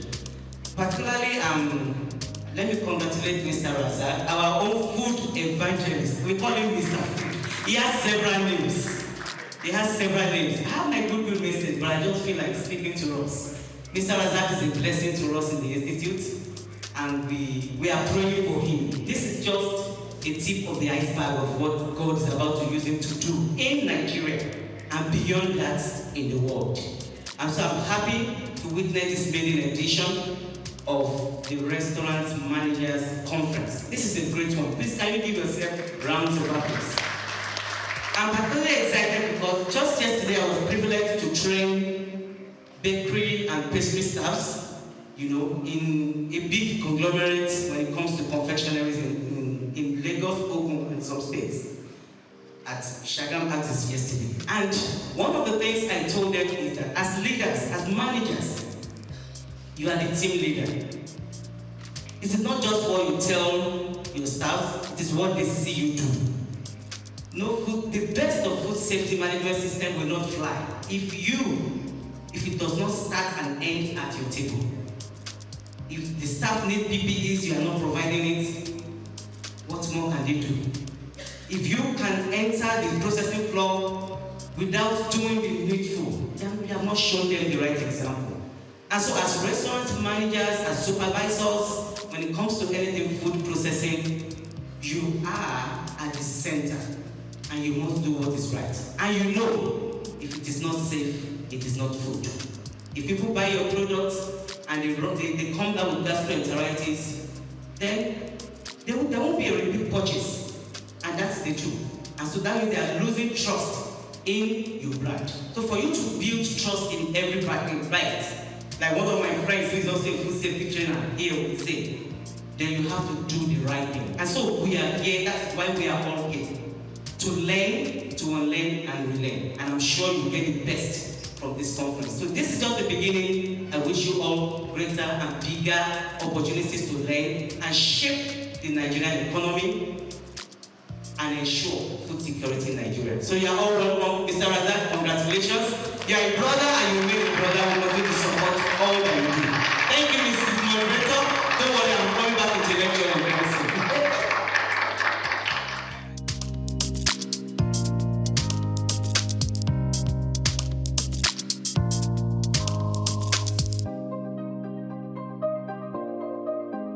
Everybody, and I belong to nobody, so as not to miss out anybody. All protocols duly observed. Mr. Razak, we are here now. You will not understand the meaning of that statement. My name is Okubabatunde. I'm the Executive Secretary of Restaurant and Food Services Providers Association of Nigeria, RESPAN. I'm representing, or rather I'm standing in for the president of the association, the Pende Company, ably represented by the DMP of Sensation Confectionaries, Mrs. Ayani Baba. I said, Mr. Razak, we are here now. Almost around this time, November, we met here, and this was the place that Mr. Razak informed me about this program, November. And since November till January, he kept calling and calling and calling and calling. I'm not like, this program is in March. You started bugging me November, December, January. Calm down, Razak. Through January, February, you would think I'm the one in custody of his kidney. At the time, I have to ask myself, I'm not holding this man's kidney now. Why is he disturbing me? And eventually, you know, I picked this call February. I told him, I know. You sent in every necessary details. December, the rest assured, we will come. Since I'm not hearing from you, I'm not, getting any feedback. I'm like, the program is March. We will come. So, Mr. Razak, I say again, we are here. Thank you. Now, RESPAN, Restaurant and Food Service Providers Association of Nigeria, we're a non-partisan, non-profit making organization established with the aim of protecting the interests of our members in their dealings with regulatory bodies and regulatory agencies. Like the moderator mentioned, that was then. I can give you the assurance that you enter into any of our member restaurants, you will be served quality, not just quantity, quality hot sizzling meals that you will like. Formerly, we used to the Association of Fast Food Confectioners of Nigeria, AFCON. And we try getting more members. We approach the fine dining restaurant and they're like, no, you guys are Association of Fast Food Confectioners, and you know the mentality when it comes to fast food. They believe it's all about junk. And mind you, our logo is there. It used to be Eat AFCON, Eat Safety. They're not like, you are saying eat fast food, eat safety. Isn't that a contradiction somehow, but we ask ourselves, and you also need to ask too. You walk into a tantalizer outlet, you walk into a sweet sensation outlet, you walk into a labule outlet, you walk into a TFC outlet, and you get to be served a icon. You have pottage, you have jollof rice, you have fried rice, you have a efori roll, you have pounded yam. Are these fast food? No. So that is the reason why we decide to change the name and reorientate that conception that we have regarding AFCON. We now became Restaurant and Fast Food Proprietary Association of Nigeria. And our motto still remains, eat respect, eat safety. You can be rest assured that any meal you are eating from our member outlet is safe and is okay. Elevating the art of restaurant management, innovation, sustainability, and excellence. I want to give you the utmost assurance that the keynote speaker for today is someone who is not just a person, but a voice when it comes to restaurant business in Nigeria. Quote me anywhere. When it comes to restaurant business in Nigeria, the person of Mrs. Bosse Ayede. She happens to be the restaurant sole representative, myself as well, with the Nigeria Economic Survey Group, whereby, you know, the foundation, the program, the roadmap for the new agenda regarding hospitality in Nigeria is being chartered, is being put together. And she was being given an award for her participation, her full involvement and participation in this program, delivered by the Honorable Minister for Tourism, Art and Culture.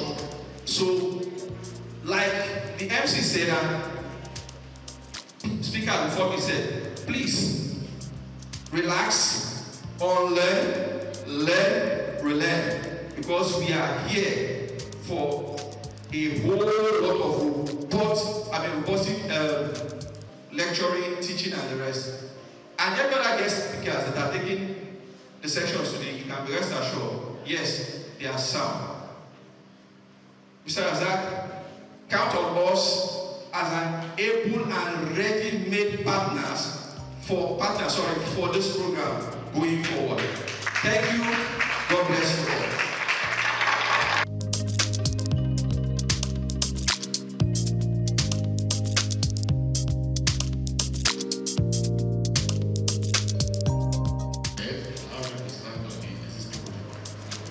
My name is Souq, that is Scholar Rahim. I look at Souq. I'm standing here for my general manager, Abolade Shulebo Esquire. Let me start by congratulating the organizers of this auspicious program that is going to be highly educative. I can see that. Because the Consumer Protection Agency was actually established in 2015 by Lagos State Consumer Protection Law to ensure that consumers in Lagos State get value for money spent on either goods and services. And also to ensure that Lagosians are protected from hazardous products and also protected against unfair trade practices. So these are our core mandates.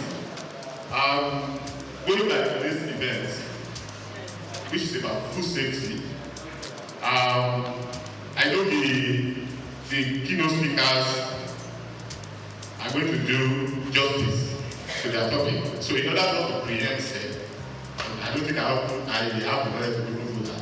So I just want to mention some brief issues in the kitchen area from the experience we've had over the years as an agency.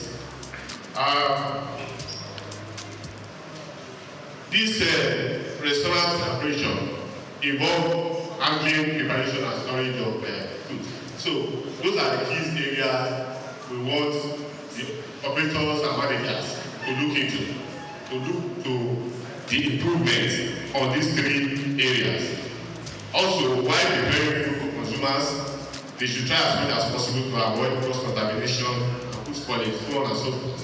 But the area I want to really dwell on is service, how consumers are treated on and off the restaurant. So the first point of contact for every consumer or every customer in the restaurant is the on-the-spot service, how they are received.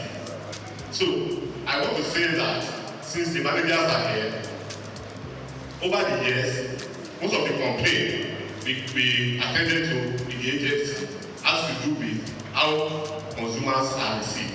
Not necessarily bad food or bad meal. So I want us to look into that, and possibly our speakers too should help us to address that. Then, apart from on-the-spot services, when I buy food in the restaurant, possibly I take it away, and I get home, I realize that what I bought is not what I actually want, or I detect. In some cases, we have seen somebody who bought food and saw a fly in the food.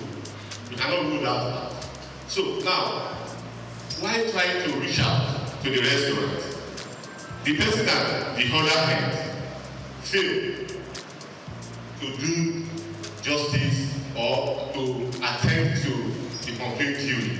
So I want us to, apart from putting somebody that is correct, I think that is the most practice. We put somebody that can speak well. Not that. We should endeavor to ensure that the person at the other hand knows well about the business. He can answer questions, treat issues on the spot.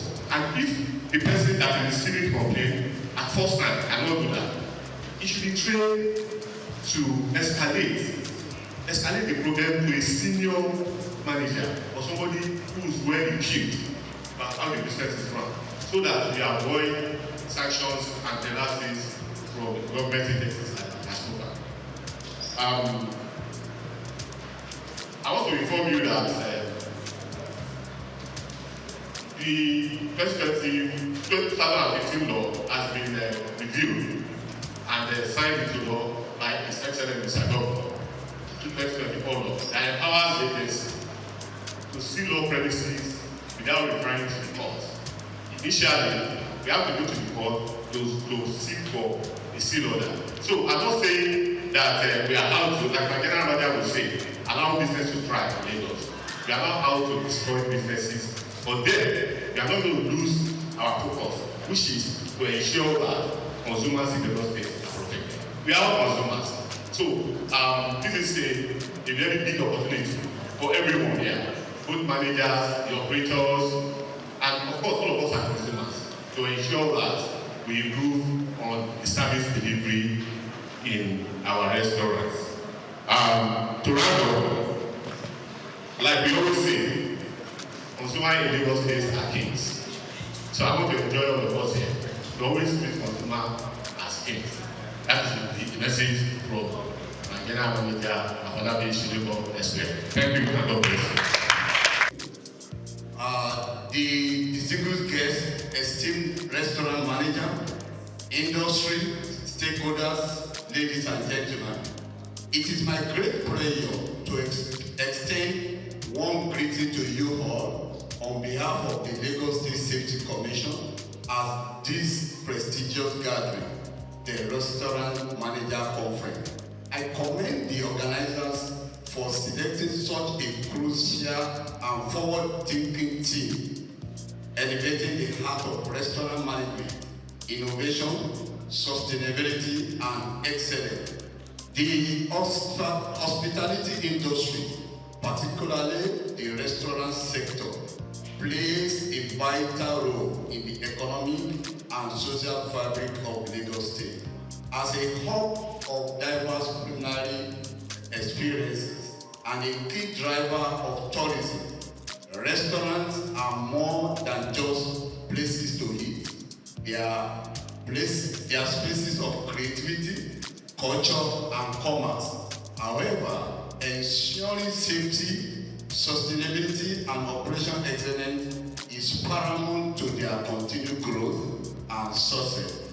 At the Lagos State Safety Commission, our mission is to promote a safe, secure, and sustainable environment for businesses and residents alike. we recognize that innovation in restaurant management goes beyond culinary creativity. It also involves embracing modern practices and adhering to health regulations and implementing sustainable business models that protect both people and the environment. Sustainability in the restaurant industry is no longer an option, it is a necessity. From responsible waste management and energy efficiency to ethical sourcing and consumer well-being, sustainable practices contribute to business longevity and environmental preservation. I urge all restaurant managers to adopt best practices that align with global standards while enhancing customer experience and food safety. Excellence in restaurant management is achieved through continuous learning, strategic leadership, and a commitment to quality. As you deliberate on strategies to elevate your businesses, I encourage you to prioritize staff training, adopt digital innovation, and maintain compliance with regulatory standards to ensure the safety of both the employee and patrons. Lagos State remains committed to supporting businesses through policies that foster growth while ensuring public safety. Lagos State Safety Commission will continue to work collaboratively with stakeholders in the hospitality industry to uphold safety regulations and promote a thriving, resilient, and innovative restaurant sector. Once again, I applaud the organizers of this conference for creating a platform to discuss these vital issues. I wish you all exciting deliberations and successful outcome that will drive the restaurant industry towards greater heights. Thank you.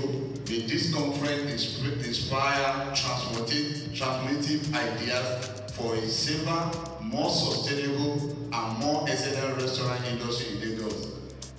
Director General, Lagos State Safety Commission, Mr. Larry Mojala. Thank you so very much, sir. That was very well said. Very well said. I actually don't know what that means. I recognize everybody that is here, and I have not addressed you in person, it's not on this side. But I think we are beginning to look at the time to see how we can manage our time. I welcome you all to this year's edition, and what's not happened before, from what I heard today, it looks like this is the maiden one. Forgive me if I'm wrong. I welcome you to this conference, and let me start by again joining everybody to salute the doggedness and the passion of the convener, Mr. Razak. Okay. They have described it many ways. I used to know him as a foodpreneur, but I've heard today that he's actually a food evangelist. Whatever name we call him, one thing we can't take away from him is his passion for this industry. This avenue that he has provided for us today, where we as restaurant operators gather together to share and to sharpen our knowledge, is a major gap that he sees in our industry that he's trying to fill. I congratulate you on your achievements so far, all the people that have worked with you, and I wish you success in your future endeavors. I'm excited to be here, and I count it as an honor to be called upon to share with you from my limited knowledge and experience, and also to learn from the different experts that have been put together, that have been invited to help deepen our knowledge in specific areas of restaurant operations today. The theme of our conference, as we have heard over and over again today, is elevating the art of restaurant management through innovation, sustainability, and excellence. I will start by talking a little bit about our industry. The Nigerian food service market is estimated to be about $10 billion and growing. About half of this market is held by the quick service restaurants, while the other half is shared by casual dining, fine dining, cafes, and the cloud kitchen industry that is not only large, but also has a great potential for growth. As restaurant managers, do you see yourself as of today in this huge market that I've just described? Do you see yourself as a tiny drop, like a pinpoint? Or do you see yourself as a significant player in this big industry? Wherever you think you are, one of the things that you should begin to think about from today is how can you increase your portion of this large market that I've just described. The restaurant industry itself has changed rapidly in the last 5 to 10 years. From the imposing brick and mortar structure days, where the idea of social entertainment was limited to visiting fast food restaurants, to today, where the customer would rather be in the comfort of his home and just get his food delivered. Pop-up stalls, food trucks, or sometimes you see them as food cars, are becoming a trend in urban and densely populated areas of our country. These are beginning to account for a good portion of the restaurant, of the revenue of this industry. How then do we ensure that as restaurant managers, we also get a significant portion of this growing pie? Our industry is not without its own share of challenges operating in an environment such as ours in Nigeria. These challenges, which cannot be underestimated, range from rising costs, multiple taxation from different tiers of government, poor infrastructure, strong and formidable competition, manpower skills shortage, and to changing consumer preferences. How do we then, as restaurant managers and restaurant owners, sustain our business in the face of these challenges? Again, when we look at the theme, elevating the art of restaurant management through innovation, sustainability, and excellence. The aim of this theme is to ginger our thoughts as restaurant owners or restaurant managers. First, let's look at innovation. There have been changes in the lifestyle of our target audience, as there have been changes in the demographics that we target. The changes in our industry range from the building structure. Like I said, it used to be imposing buildings that we all had, to application of technology, either in the food processing or in consumer engagement methods. And of course, marketing methods have changed dramatically. On a lighter note, while I sat there, Morenica took the picture. She got somebody to take a picture of two of us, and she said, content. And I laughed. I don't know if I said it out to her, but you know, we operate in two different generations. My generation would rather hide, but her generation is to put it in the face of everybody, and that was what she wanted. When she said content, that's again a difference that has happened in the environment that we are currently operating in. COVID-19. With the attending lockdowns and movement restrictions, forced many companies, like some of us who hadn't invested in technology, to embrace digital innovation to survive. Innovation in restaurant management can be in the area of technology, can be in the area of offering unique products, can be in the area of introducing new processes, and of course, it can be in the area of enhancing customer experiences through unique customer service methods. embracing innovation, no doubt, has its own definite benefits. The benefits could range from increased visibility. You can also leverage technology to reach the wider network of your consumers or potential customers through all these mobile devices that you carry around. Innovation can help us in improving our service delivery. We can leverage technology to tailor services specifically to meet the needs of our customers. Innovation can help to reduce costs through process automation or the use of technology to replace, where possible, all customer-facing activities. There are businesses that don't even have the front of the house activities anymore. They use technology to take the orders and they deliver. Technology is therefore playing a key role in food processing process, how to order, when to order, and how to pay for the order. These apps are also being used to manage customer loyalty. The use of technology itself impacts the need for brick and mortar stores. Like I've said, not only will it impact or has it impacted the size, even the existence of those structures. And of course, the size of the restaurant itself. Who needs a whole building if you can reach your customers through technology? Or if your customers can't reach you through technology. Customer engagement is another area where innovation can be seen in our industry. These engagement methods are geared towards giving the customer unique dining experiences from, for example, I've seen restaurants where your food is put right in front of you. It's a unique experience just to hook the customer. And of course, you can use technology